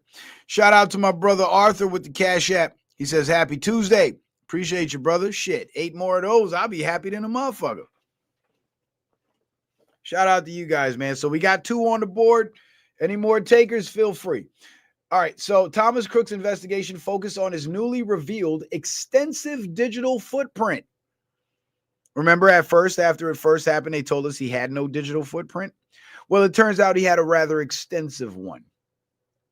And a controversy over whether the FBI initially downplayed or missed the evidence. I don't think they missed anything. I think they deliberately downplayed it. They deliberately downplayed it because the media narrative was that he's a Trump supporter. So if they would have made the public known, or if they would have let the public know that this guy actually had a digital footprint, guess what? People in the general public would have been looking online at his profiles, and the whole lie about him being a registered Republican and a Trump supporter would have fallen apart just as quickly.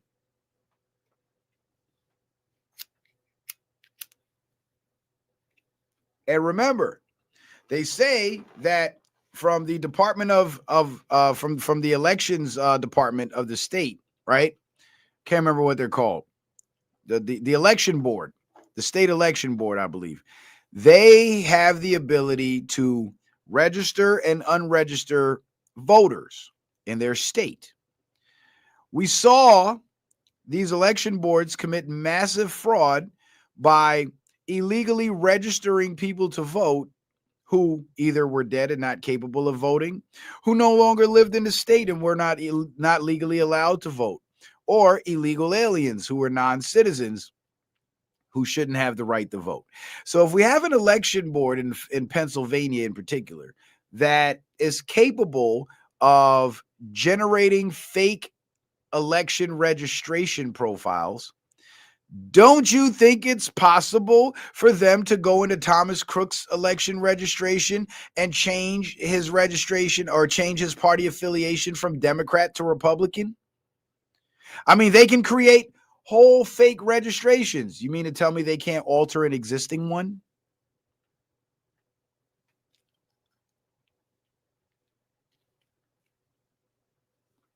Hold on a second.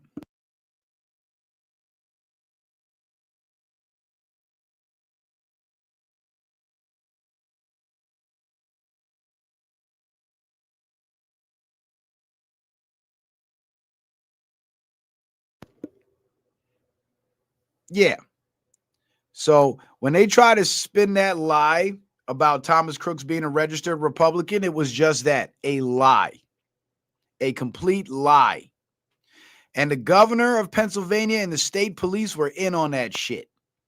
I firmly believe it. You know why? What was kind of like first of all, the state police were alerted that the shooter was on the roof and they did nothing. So they stood down. Red flag number one. Red flag number two, the governor of the state who's in charge of the state police is a Democrat, which means the chief of the state police is a Democrat. Number three, that Democrat governor of Pennsylvania, he was actually picked by Kamala Harris to be her running mate before she chose that faggoty dude, Tim Walz. Yeah, the faggoty dude with the retarded son. What was his name? Josh Shapiro is the governor of Pennsylvania. Is it Josh Shapiro? Am I saying that right? And that would have been his reward for the Trump assassination. But I guess the handlers told Kamala, nope, you can't pick him because the assassination was unsuccessful. He did not complete the mission, so he does not get the reward.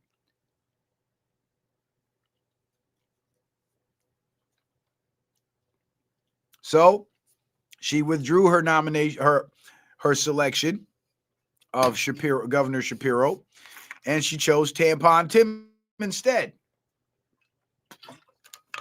So let's get into this article, because this article right here, I want you to see just how right I am, or how right I was back then when I said they are lying about him being a registered Republican.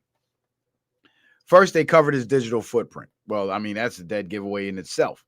And a controversy over whether the FBI initially downplayed or missed the evidence. The FBI has defended its investigation, stating it found Crooks acted alone.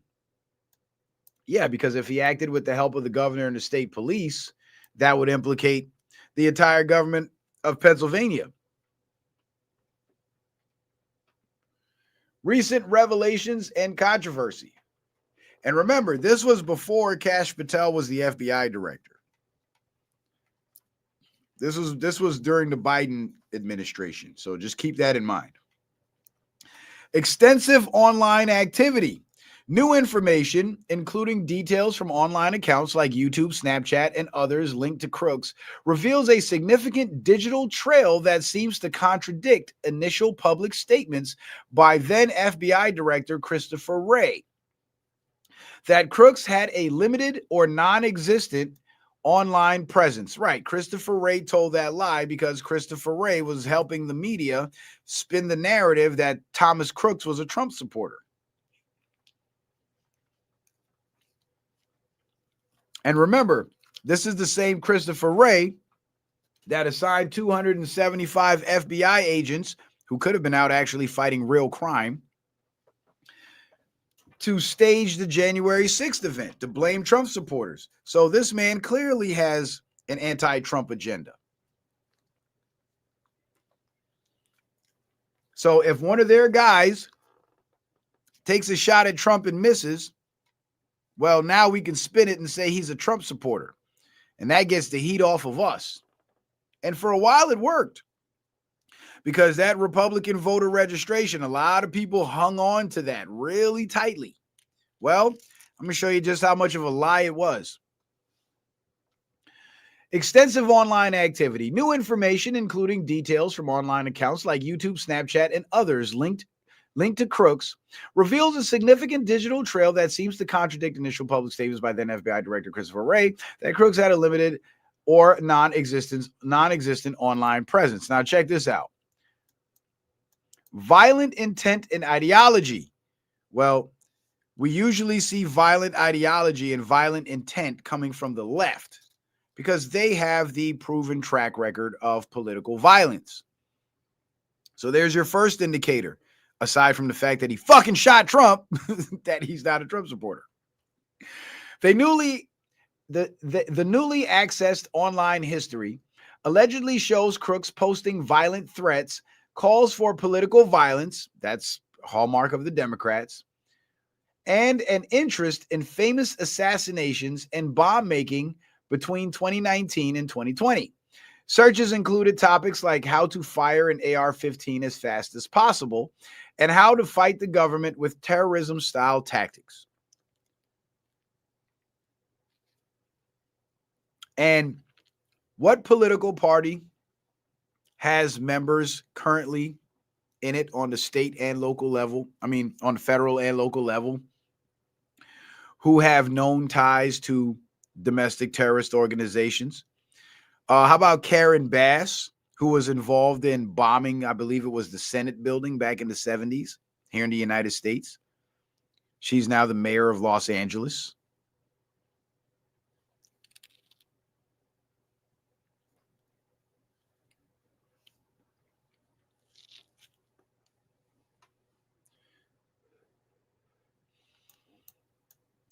But check this out. This is the nail in the coffin right here for that whole he's a Republican shit.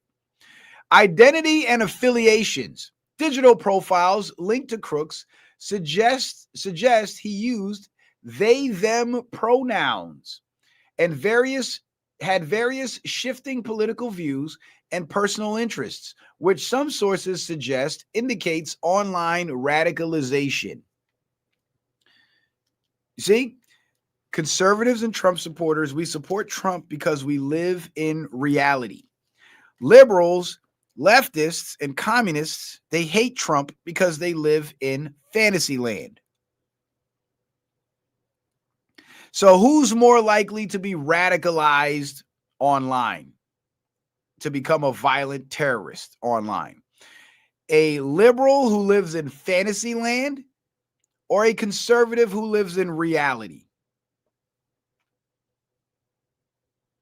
The liberal who lives in fantasy land, because being online is where they get to live their fantasy. So they're bought in to what they see online.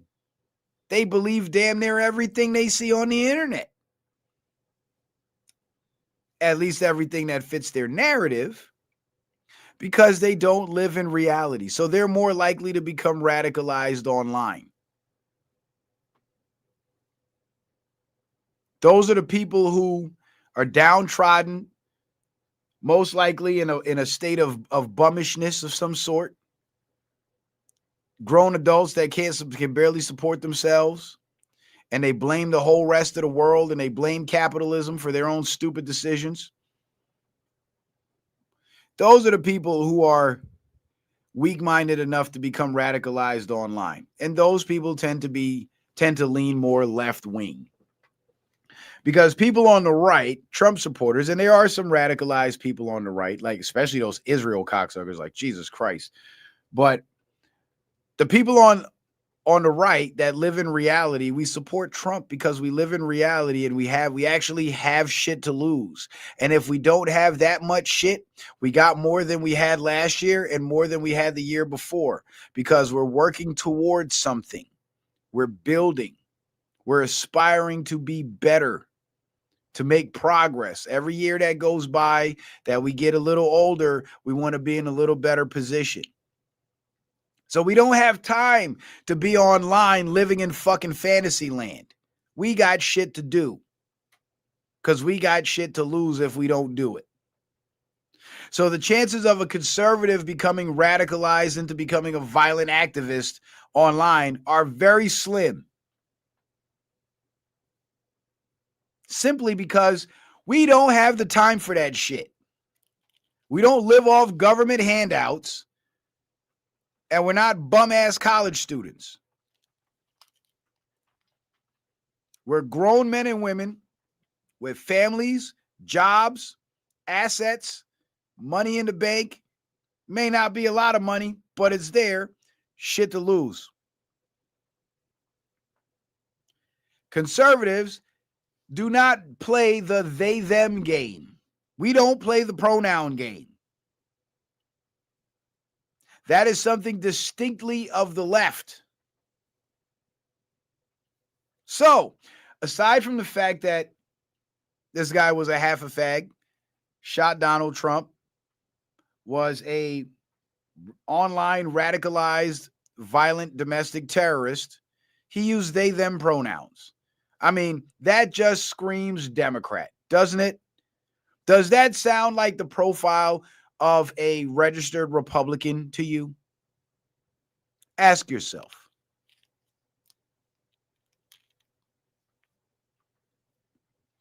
Exactly, DC Legendary. It makes sense as to why he ended up in a BlackRock commercial. Right. Because he was an operative of the liberal political establishment.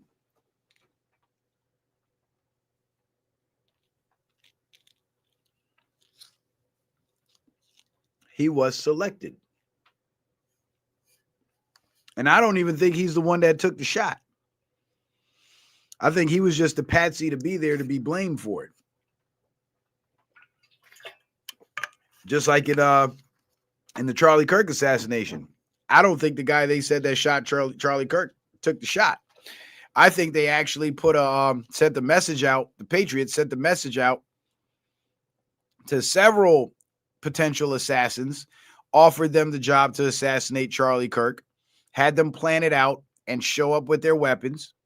And Charlie Kirk then faked his death before anyone could get a shot off. Now you got a man shot, perceivably, the crowd going crazy, and the search is on for a shooter. And now you got all these suspicious characters with trench coats and long guns in the crowd, all getting pictures taken of their faces, being identified. And now you know who the shooters are. Now you know who the terror threats are, because they showed up to commit an act of domestic terrorism. It was like the perfect sting operation. It was like the reverse of what happened in the movie Shooter. Have you guys ever seen Shooter with Mark Wahlberg? You should watch that movie. In Shooter, Danny Glover and a few other government officials were doing some crooked shit in an African country. The archbishop from that African country was coming to America to do a public speech with the president. I believe they were in Philadelphia. do a public speech with the president and expose whatever corruption these government officials were carrying on with in his country. So Danny Glover and his buddies decided, hey, we need to kill this archbishop. So what they did was they concocted a story saying the president is doing a public speech and we have credible intel that there's a threat against the president's life, and we want to find the shooter before he can kill the president. This is when they went to Mark Wahlberg. They go to Mark Wahlberg and they give him this story and they say, what we need you to do is we need you, being a professional sniper and as good as you are, we need you to plan a presidential assassination step by step and let us know how you would do it to give us an idea of how to find the shooter that's planning on killing the president. Mark Wahlberg did the whole plan, gave them all the plans. So now they had all the evidence of pre-planning, premeditation. Then they set up an electronic rifle in the nest where Mark Wahlberg said he would shoot from in his plans. And they used that on the day of the speech to shoot the archbishop instead of the president. So they made it look like it was an attempt on the president, but the shooter just missed and happened to kill the archbishop. It was actually quite cleverly planned. And on that day, they tried to kill Mark Wahlberg. He got away. Then they sent the cops after him. And then they used all the plans that he gave them as evidence that he was the one that shot the archbishop in an attempt to shoot the president. And then he had to spend the whole movie clearing his name and shit. But the setup is what I want you to focus on. How they got him to plan the whole thing out. They carried it out and then blamed it on him. I believe, at least with the Charlie Kirk situation, it was that, where they had all these potential shooters plan the whole thing out and show up, but before they could shoot, Charlie Kirk detonated the little movie device on his neck or in his shirt, pumped the blood out the little tube going up the side of his neck, faked his death, got him out of there alive. All the shooters are now caught on video. And then for the sake of the media sensation, the FBI picks one potential shooter that showed up, being the Tyler Robinson kid. And now they say he's the shooter and blah, blah, blah, blah, blah. And he's saying he's not the shooter, interestingly enough. Tyler Robinson himself said he did not shoot Charlie Kirk. So it was the perfect setup. And it was like kind of like a reverse setup where instead of the bad guys running the setup on the good guy shooter, it's the good guys running the setup on the bad guy shooters. And there was two images that I have somewhere in my records. I'll have to go dig them up and find them, where there's one guy running out of the crowd with a pistol in his hand. And there's another guy running with the crowd with a trench coat on, and he was carrying a flag with what appeared to be an AR-15 strap sticking out from underneath it, a sling for a rifle. So upon seeing those images, it immediately occurred to me that, hey, there was more than one potential shooter at this scene. And I believe it was a big setup. And Tyler Robinson is just the face of it all, but he's just one of many that showed up. And I think they had to do it that way because if that hit on Charlie Kirk was an Israeli Mossad operation, they had to get every potential shooter in order to find out who met with them, who paid them, who gave them the order, who provided them the weapons.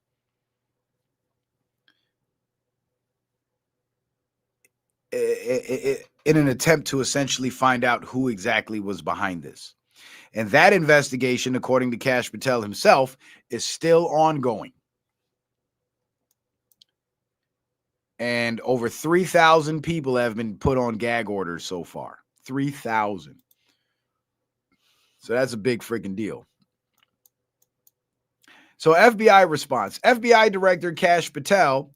So when the shooting happened, Christopher Wray, the deep state operative, was the FBI director, and Thomas Crooks had no online footprint because the narrative had to be that he's a Republican. Kash Patel becomes FBI director. All of a sudden, we find the online footprint, and turns out he's a Democrat, just like everybody's been saying, including myself. FBI Director Kash Patel has defended the Bureau's work, stating the investigation, which involved over 480 employees, 1,000 interviews, and analysis of 25 social media accounts and 13 digital devices, concluded that Crooks planned and conducted the attack alone and did not leak or share his internet or his intent to engage in the attack with anyone. The FBI also clarified it never claimed Crooks had no online footprint.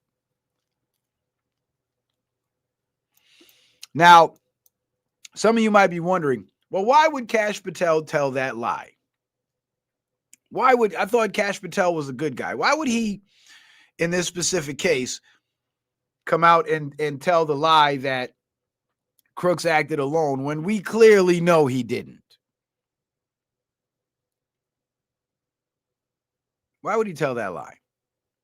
Well, because if Thomas Crooks did not act alone and there were others involved, if the FBI, who is investigating those others involved, publicly stated that we are investigating others involved, then guess what would happen?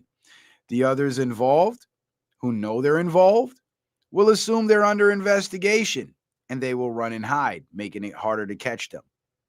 Remember what Q said? False leaks will be made to retain those in D.C. Well, this is one of those false leaks that Kash Patel is making, saying, oh, no one else was involved, so everybody else who was involved can breathe a sigh of relief and be less on guard, which would make it easier to apprehend them.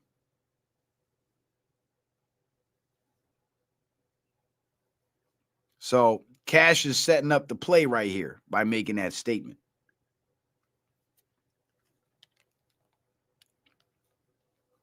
Which, by the way, is actually brilliant. It was brilliant to do. Because remember, the suspects are among the public. So in order to lie to the suspects, you have to lie to the public.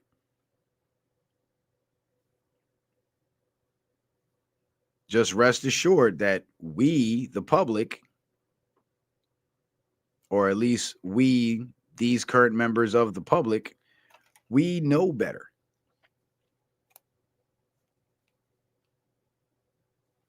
We know there were more people involved. And we know the FBI is investigating all of them. But they can't know that because then they'll be on guard. And the whole clarifying that it never claimed Crooks had no online footprint, I believe, let me see.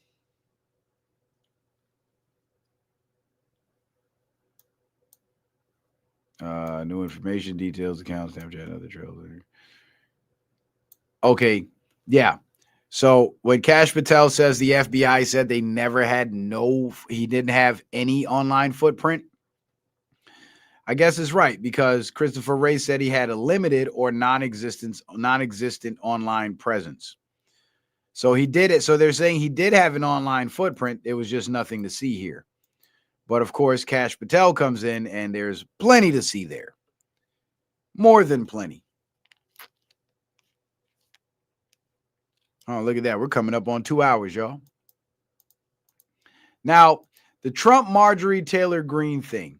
Remember I told you I was leaning more on the side that Marjorie Taylor Greene is an infiltrator and is working for the enemy because her antics are feeding the narrative that Trump is in the Epstein files? Well, check this out.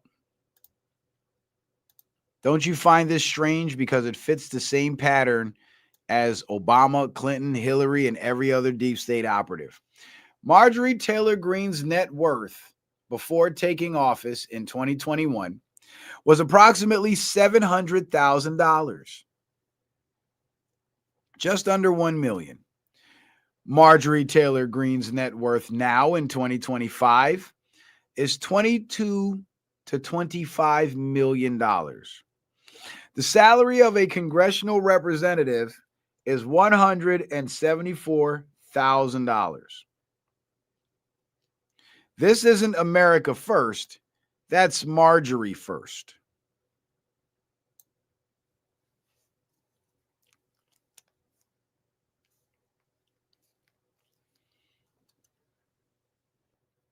So in 4 years,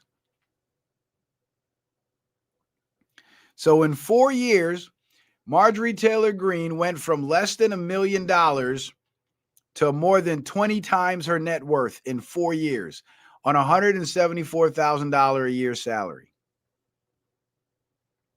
Sounds like some shady shit's been going on to me.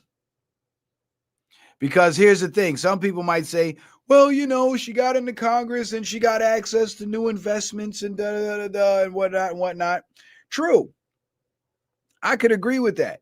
But I can't think of a single investment except Bitcoin in 2017 that would get you from $700,000 in 4 years to over $20 million. There ain't one investment on earth that would pay you that much. But if you're taking pay for play money, it'll pay you that much.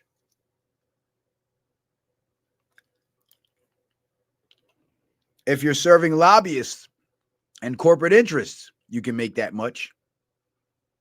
If you're doing insider trading or backdoor deals, you can make that much.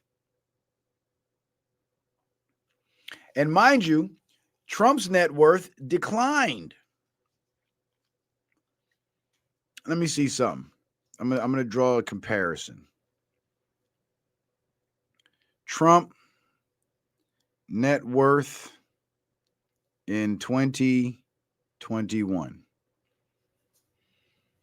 Donald Trump's net worth in 2021 was approximately $2.1 to $2.5 billion. Let's go with 2.5. So he was worth $2.5 billion in 2021. Donald Trump's net worth in 2025 is estimated to be between approximately $5.1 billion to over $7 billion, right? So he saw an increase too, but it was only a 5-time increase. And when you look at what Trump was doing outside of government work from 2021 to 2025, he has crypto coins. He has the Trump Media Group, which is a publicly traded company. He still has all his hotels. He had gained more popularity over that time, and he made a shit ton of money from campaign donations in 2021. I mean, in 2020 when they stole it from him and gave it to Biden. So the increase in Trump's net worth is within a reasonable margin of a guy who just engaged in doing good business and made good profits over 4 years. Because you can go from $1 billion to $5 or to $7 billion in 4 years, but to go from, let's say, less than $1 billion to $22 billion in 4 years, that would seem a little shady. Now let's look at something. Let me pull up something else. Trump's net worth in 2016. In 2016, Donald Trump's net worth was estimated to be approximately $3.7 billion in 2016. That's what they're saying. Trump's net worth, let's see what it was by 2019. In 2019, Donald Trump's net worth was estimated to be $3.1 billion. And some say slightly lower at $3 billion. So his net worth went down over his first 4 years in office, as opposed to Marjorie Taylor Greene, whose net worth skyrocketed in her first 4 years in office. So in 2016, Trump was worth 3.7, right? Is that what I said? 3.7? In 2020, Trump's worth 2.5. So his net worth actually went down.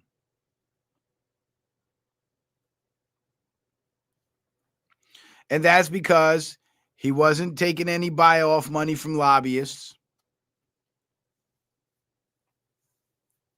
He wasn't engaging in insider trading. He wasn't even collecting a presidential salary. And he was paying a lot more money for security for his family because he knew the machine that he was up against. He had been a part of it for so many years.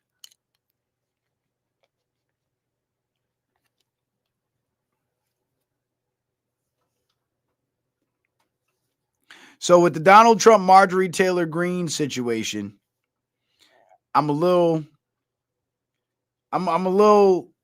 disappointed in Marjorie Taylor Greene, and I'm a little leery about her true intentions and her actual affiliations. Because remember, the best infiltrator is the one you can't detect. And if somebody were to infiltrate Trump's circle to try to discredit him from within,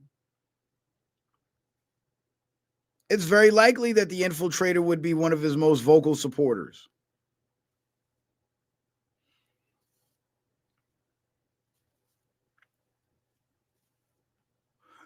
Because it's one thing if a Democrat says something negative about Trump. I mean, we kind of expect that. But if it's a Trump supporting conservative that's being critical of Trump, that carries more weight. Excuse me. That carries more weight. Because now you got your own people disagreeing with you because that's how wrong you are. That's the way it's perceived.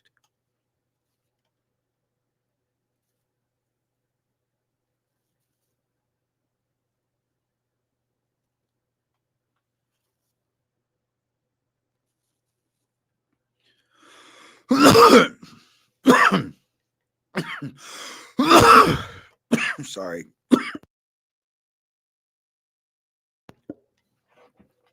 So,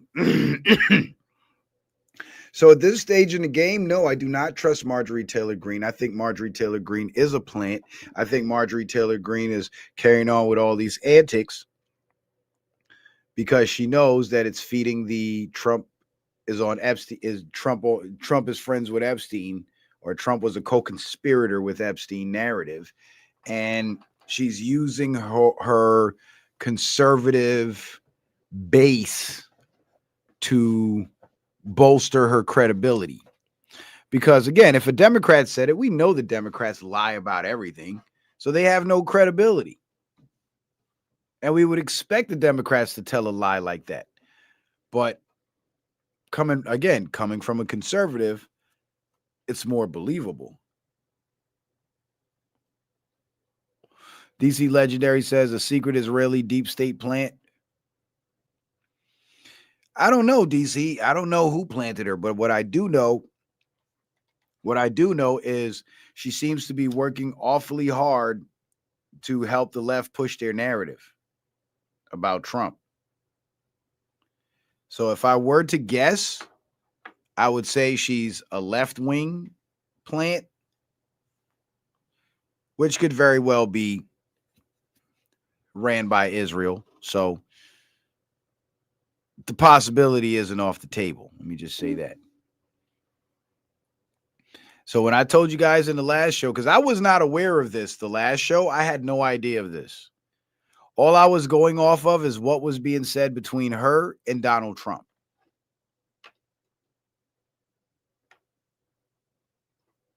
Oh, Dennis Austin, you got a disagreement? Go ahead, brother. You good? You good? You want me to drop the link for you? I'll drop the link for you.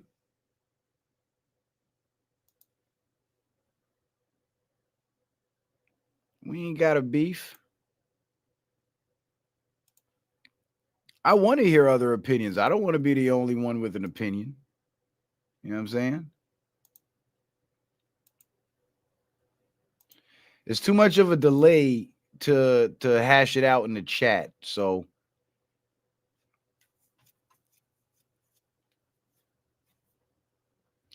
Gangsta Slim, that is a good question. So Gangsta Slim says, how is the area that she represents? Dennis says, nah, I just think it's all staged. So you mean like when you say stage between Trump and Marjorie Taylor Greene, you mean like they're working together but running a play? Because I did mention that as a possibility too. Because when him and Elon was beefing, they were running a play.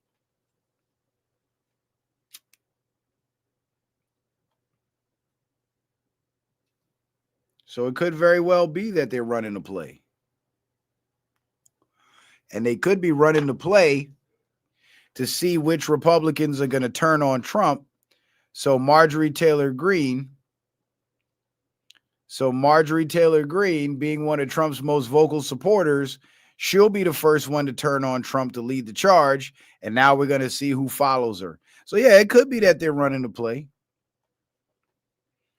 Gangsta Slim says, how's Marjorie Taylor Greene's district? Let me look at it. Let me see.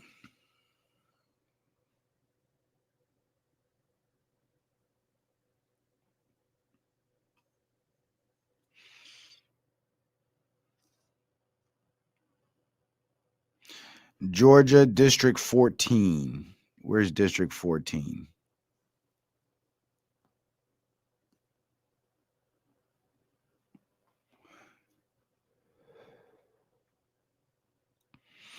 Georgia's 14th congressional district is the United States congressional district in Georgia. The district is currently represented by Representative Marjorie Taylor Greene. Located in northwest Georgia, it was created following the 2010 census when the state gained a 14th seat in the U.S. House of Representatives. With a Cook partisan voting index of Republicans up 19, it is the most Republican congressional district in Georgia. So that's up by Dalton, Georgia, and Rome, Georgia. Those are the areas she represents.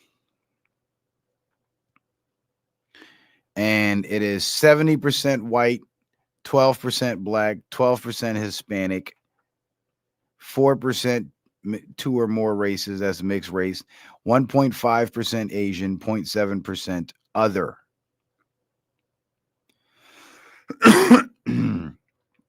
So the fact that it's 70% white, I would assume it's a rather decent district because you know where the black folks is at is the ghetto. Still can't figure out why that is. Dalton, Georgia statistics. Let me see what that gives us. Dalton, Georgia has a population of 34,000 with a median household income of approximately 61,000 and the median age of 33. Rather young city. The city is known as the carpet capital of the world and has a median home value of $184,000 and the median rent of $924. While the city's population grew slightly between 22 and 23, its crime rate is higher than the national average. So they have a high, so it seems to be based on the averages, it seems to be like a mixed bag of,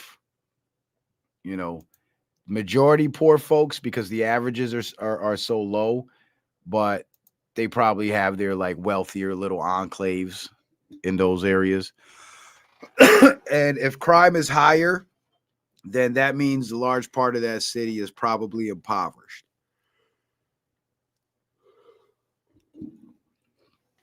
And with an average median rent of $924 in this day and age, shit, I'm about to move to her district.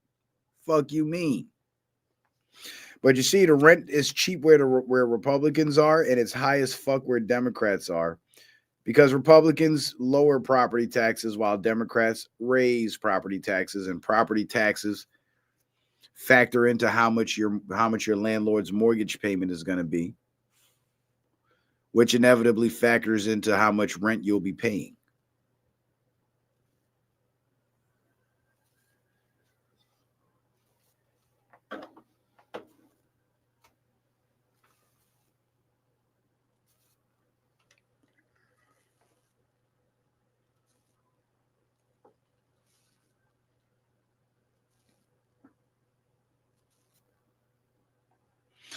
Oh shit.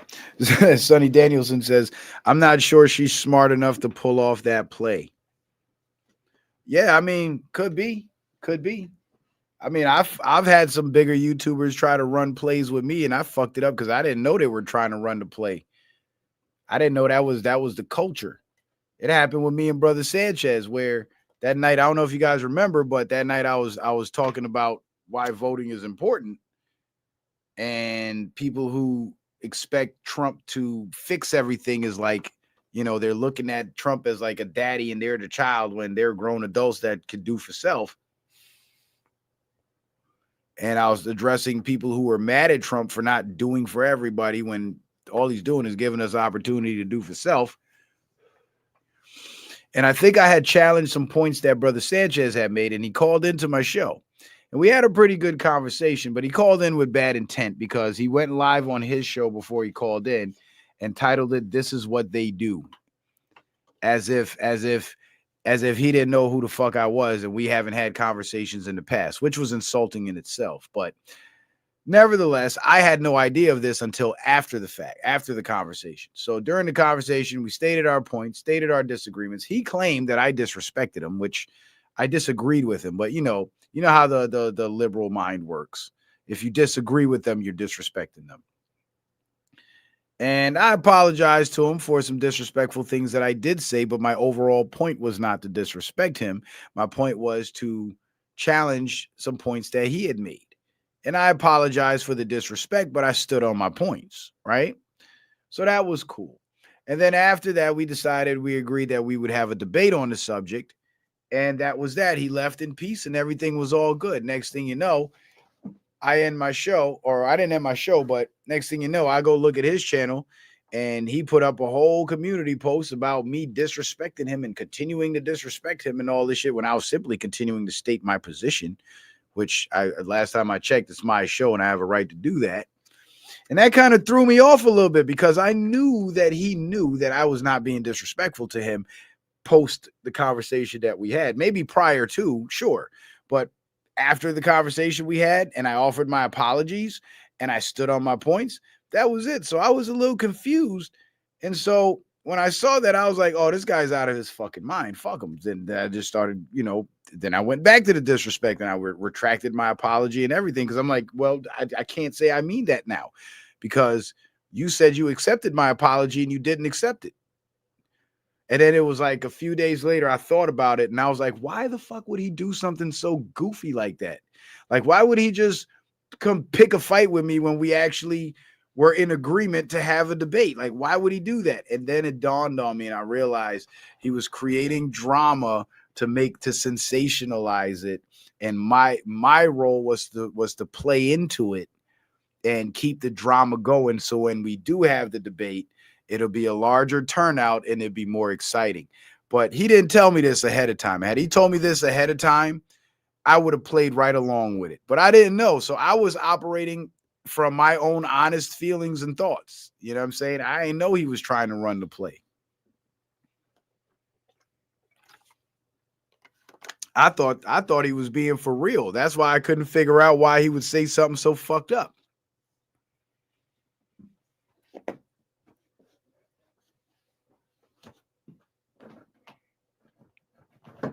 Yeah, exactly, DC Legendary. I don't really play the drama shit either, and that's why I didn't catch on to it. I didn't catch on to his attempt to run the play. Because if I was that type of content creator, that fake shit and feigned shit, you know what I'm saying?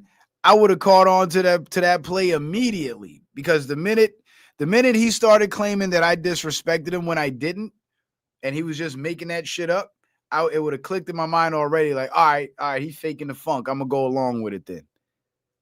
But I'm not a drama content creator, and I don't, that's not a part of my shtick. That's not a gimmick of mine. I get passionate, but as far as like beefing with other YouTubers and going back and forth, I don't do that shit. I'll go back and forth with y'all because I'm interacting with y'all and y'all are interacting with me. So I owe you that attention. But somebody outside of my channel, I don't have to go back and forth with them. I can take what they say, address it on my show and move on. Or I can go to their show, address them there, and move on. You know, I'm not out. It's not my mission to go out and make everybody agree with me.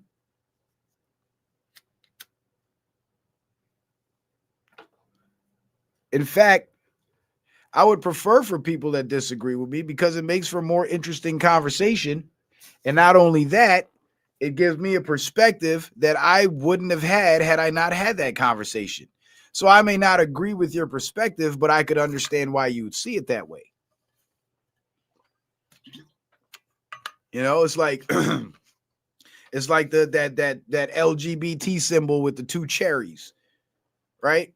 Some people might look at it and say, "Oh, they're just cherries." Somebody like me that's a bit more introspective, I'll look at it and say, "Hey, they're mimicking testicles." So you look at the two cherries and you see cherries. I look at the two cherries knowing that it's a gay symbol and I see nuts. You know what I'm saying? But I can understand why you see it as cherries because you're looking at actual cherries.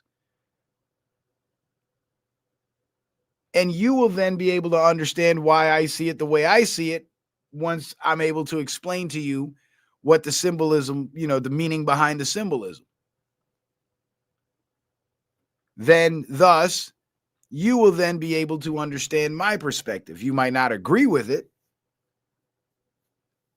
but you could understand why I would see that and think that.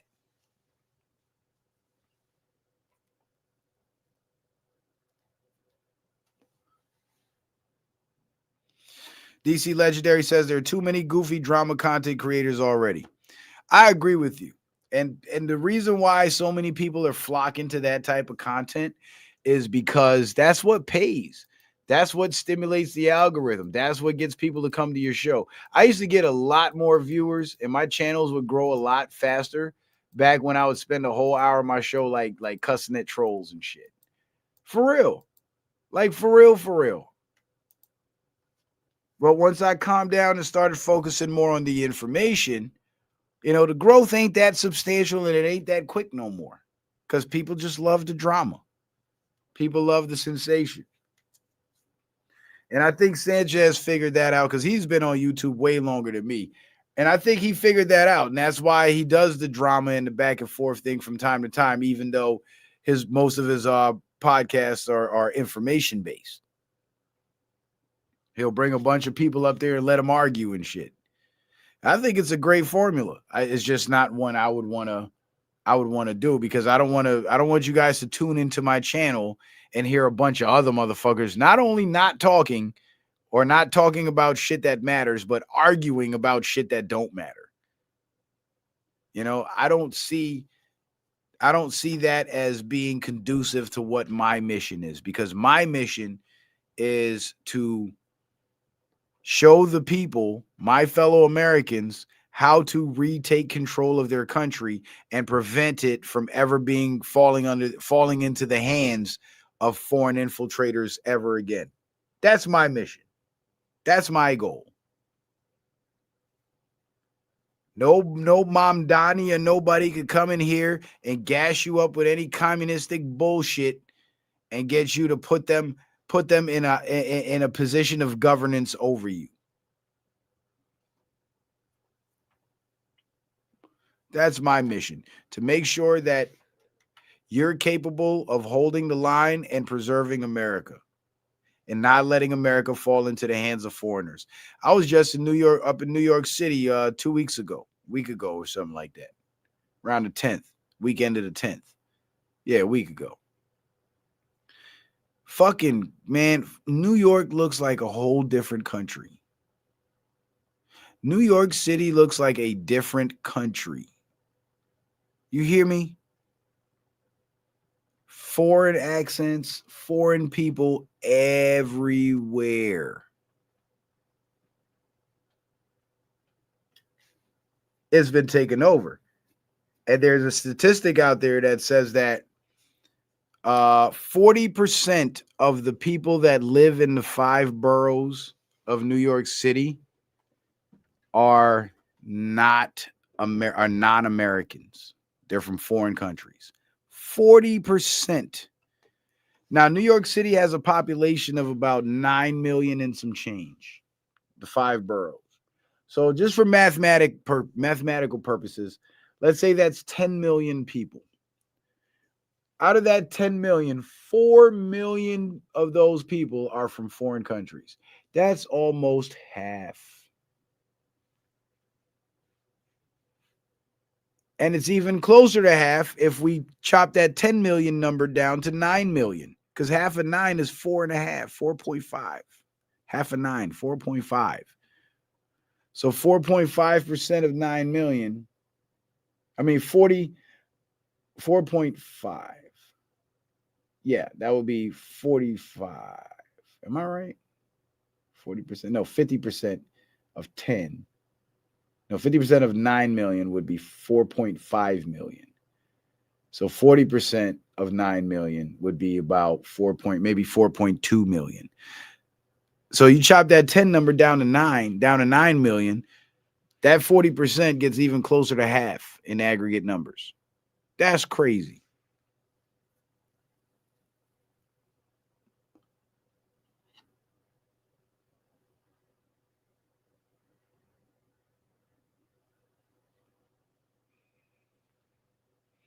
DC says, glad I haven't and will never step foot in that cesspool. I'll tell you this, though.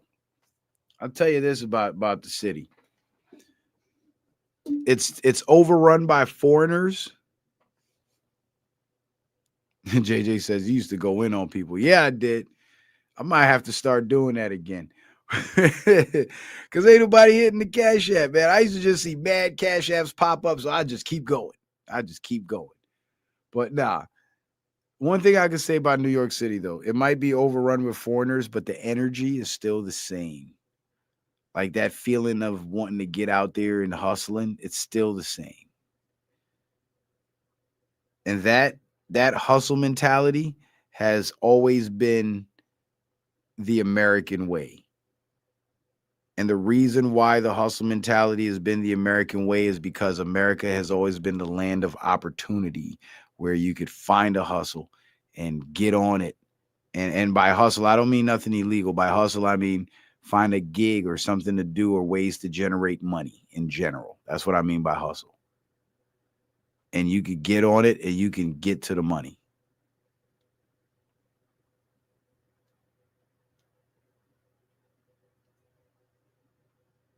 And those foreigners, they come here for that exact reason, because of all the opportunity. Meanwhile, the American citizens who've been here their whole lives, they ignore those opportunities.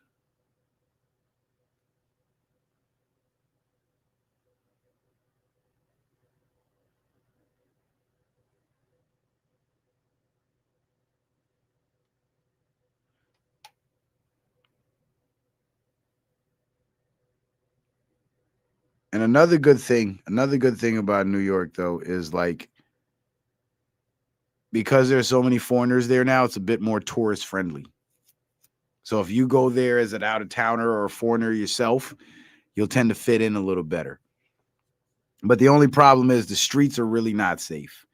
So if you're a female and you want to go there with your kids or whatever, don't. Or make sure you got a man traveling with you, and not just any man, not your old ass daddy, an able-bodied man. Because if he looks like he's capable of defending himself, that will be a deterrent.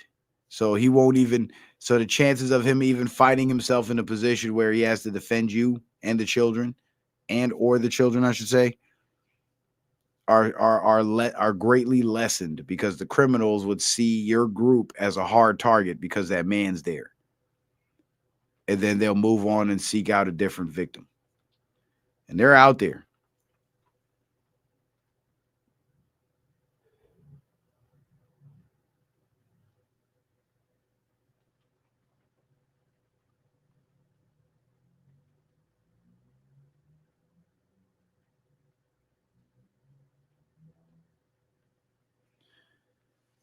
They say when you encounter the crazy people on the train, the best thing to do is to not make eye contact or try to communicate with that crazy person, because that's how you get yourself targeted. And then they'll start coming after you. They'll come at you.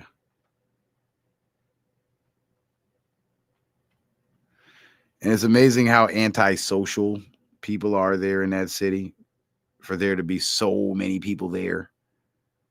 That was weird. That was weird. Because over in the Midwest, everybody's social. Like, if you stand behind the wrong old lady in the grocery store line and that line is long enough, by the time you get to checking out your groceries, you know all 3 of her ex-husbands' names. You know how many grandkids she got. You know what she do for a living. You know where she live. Because people will just sit there and they'll just chat with you. You know, and I like that. I like that. But in New York, nah, son. Nah, son.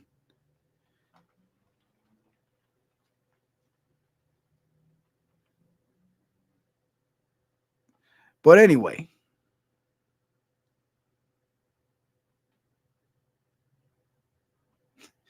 Dennis Austin's laughing.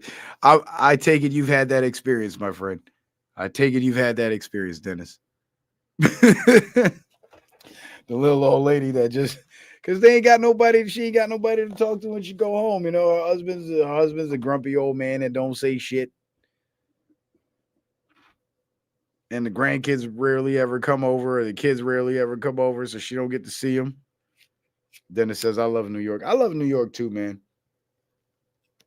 I love New York City too. That's why, because I'm from upstate, but we spent a lot of time in the city. And I that's why I hate to see what it's become. Same thing with Orlando. Like, I love Orlando, the city of Orlando, but I hate to see what's happened to it. It breaks my heart to see that shit. You know? But speaking of Orlando, glad I mentioned Orlando. I got a little gem for you. Now, you remember when I did that stream, right? Talking about the ICE raids and how these city officials and these government officials are going to be brought up charges and removed from office if they set policies that impede ICE and start actively impeding ICE. Well, this is Orange County Mayor Jerry Demings. He was my former mayor, because I lived in Orange County, Florida. And he is giving a somewhat of a solemn speech where he's explaining to the press why he signed the ICE agreement, because they're all Democrats over there. And he is supposed to be against ICE and for the immigrants and all that bullshit. That's what they call them, but they're illegal aliens. They're not fucking immigrants. And he signed the agreement to let ICE operate in Orange County. So I guess there'll be more ICE raids happening in Orange County now. So all you illegals in Orlando, y'all better head for the hills. And he said something very telling.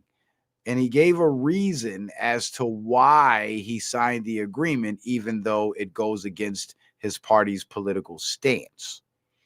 And the reason that he gives speaks directly to those laws that I showed you pertaining to impeding, what was the other one? Impeding, obstructing, interfering of a federal officer. So let's listen to what Demings says, and then I'll break it down. Let me just start by saying that you're here this afternoon because I signed the ICE agreement. Yes, I signed the damn thing because we really had to. We were put in a tough spot. Yeah, part of that ICE agreement also is to uphold the ICE detainers when they arrest illegals for committing crimes. I can't let our entire board of county commissioners and myself be removed from office. I say that with all sincerity because of the role, the responsibilities that we have here within this community to take care of our community and look out for our residents. I did not want to be in a position where the governor will have the opportunity to insert his minions in the roles to lead this county. Did you catch what he said right there? He said if he did not sign the agreement, the Board of County Commissioners would all be removed from office. You know why they'd be removed from office? Because they would be in violation of federal law. They would be in violation of immigration law. They would be essentially aiding and abetting illegal aliens. They would be impeding and or obstructing federal operations. And that would lead to them being immediately removed from office and possibly indicted. And once that happens, under the, yeah, that blonde hair is killing me too. That Dennis Rodman he's wild for that. I think he's gay. I think he's another Andrew Gillum. But anyway, probably party with Diddy. But anyway, they would be removed from office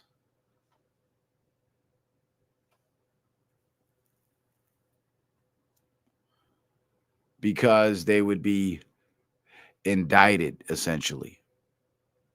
And in the event of that happening, the state, the governor, would then be responsible for appointing individuals to fill those roles in order to keep the county functioning, because the Board of County Commissioners make daily decisions as to what goes on in that county. So when Jerry Demings made the statement that he signed it because he had to, because he didn't want everybody to get removed from office, he was essentially saying that, well, we would be committing a crime if I did not sign the ICE agreement, which proves what I was telling you guys in a previous stream pertaining to these politicians that are actively trying to impede ICE. Because of that, with the advice of the county attorney's office, we decided. So he said, with the advice of the county's attorney's office, let me finish. Today, that was still several days away from Tuesday. I thought that it was urgent that we needed to take action now. He said with the advice of so he consulted with the county attorney's office, and the county attorney's office is the prosecutor's office, the Orange County prosecutor.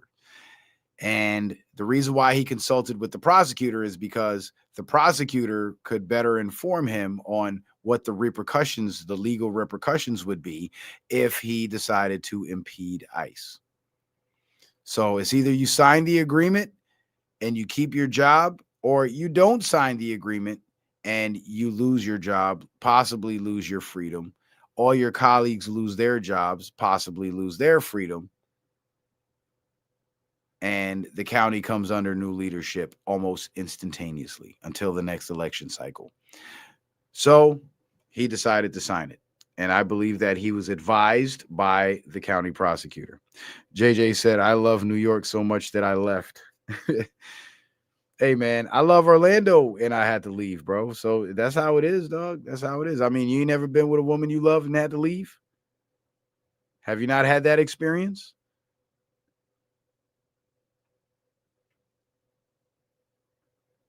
It's kind of the same thing, you know? Just because you love it don't mean you're going to stay there and go down with the sinking ship.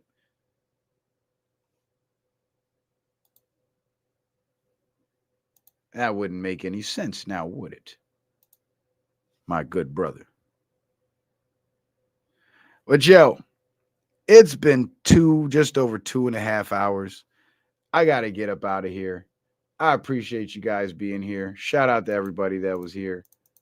Appreciate the support. We got 2 supporters. That's cool. That's actually pretty impressive for a day show, because I rarely ever do day shows, but I'll be doing more. You'll be getting more soon enough, guys. So, you know, don't sweat it. Don't sweat it. And we'll still do the night shows too. So, you know, don't forget, go subscribe to the Citizen Man backup channel. If you haven't subscribed to the backup channel, please click the link in the description box and go do it. Also, follow me on Rumble. Rumble is where I have over 500 of my streams that are not available on YouTube. So if you want to see more political content, get on over to Rumble. That's where you'll find the bulk of it. On YouTube, I got some political content, but mostly flat earth content. So if you're into that, you'll definitely find a lot of that over here on Citizen Man TV. But for the hardcore political stuff that's too real for YouTube, get on over to Rumble. I got receipts. And of course, last but not least, appreciate you guys supporting the show. Shout out to my good brother Arthur for the Cash App, and my sister Stacy for the Cash App. Arthur says happy Tuesday. Stacy says enjoying the early transmission. Appreciate you guys for that support. Let me check, make sure I'm not missing anybody else. All right, that's it. So we got 2 on the board. Appreciate you guys for that support. 2 is always better than none, because there was a time when I did day streams and got none. So shout out to y'all. Hopefully on the next stream we can get 4. Then the next stream after that we can get 6. Then the next stream after that we can get 12 supporters. You know what I'm saying? And just grow the numbers, build the channel. Make sure you hit that like button, hit that share button, and hit that subscribe button if you haven't already. Because I know you like my content. You were here, you watched it, so I know you like it. And if you like it, then subscribe to it. All right. So with that being said, ladies and gentlemen, appreciate the love, appreciate the support. See you on the next one. Citizen Man, out.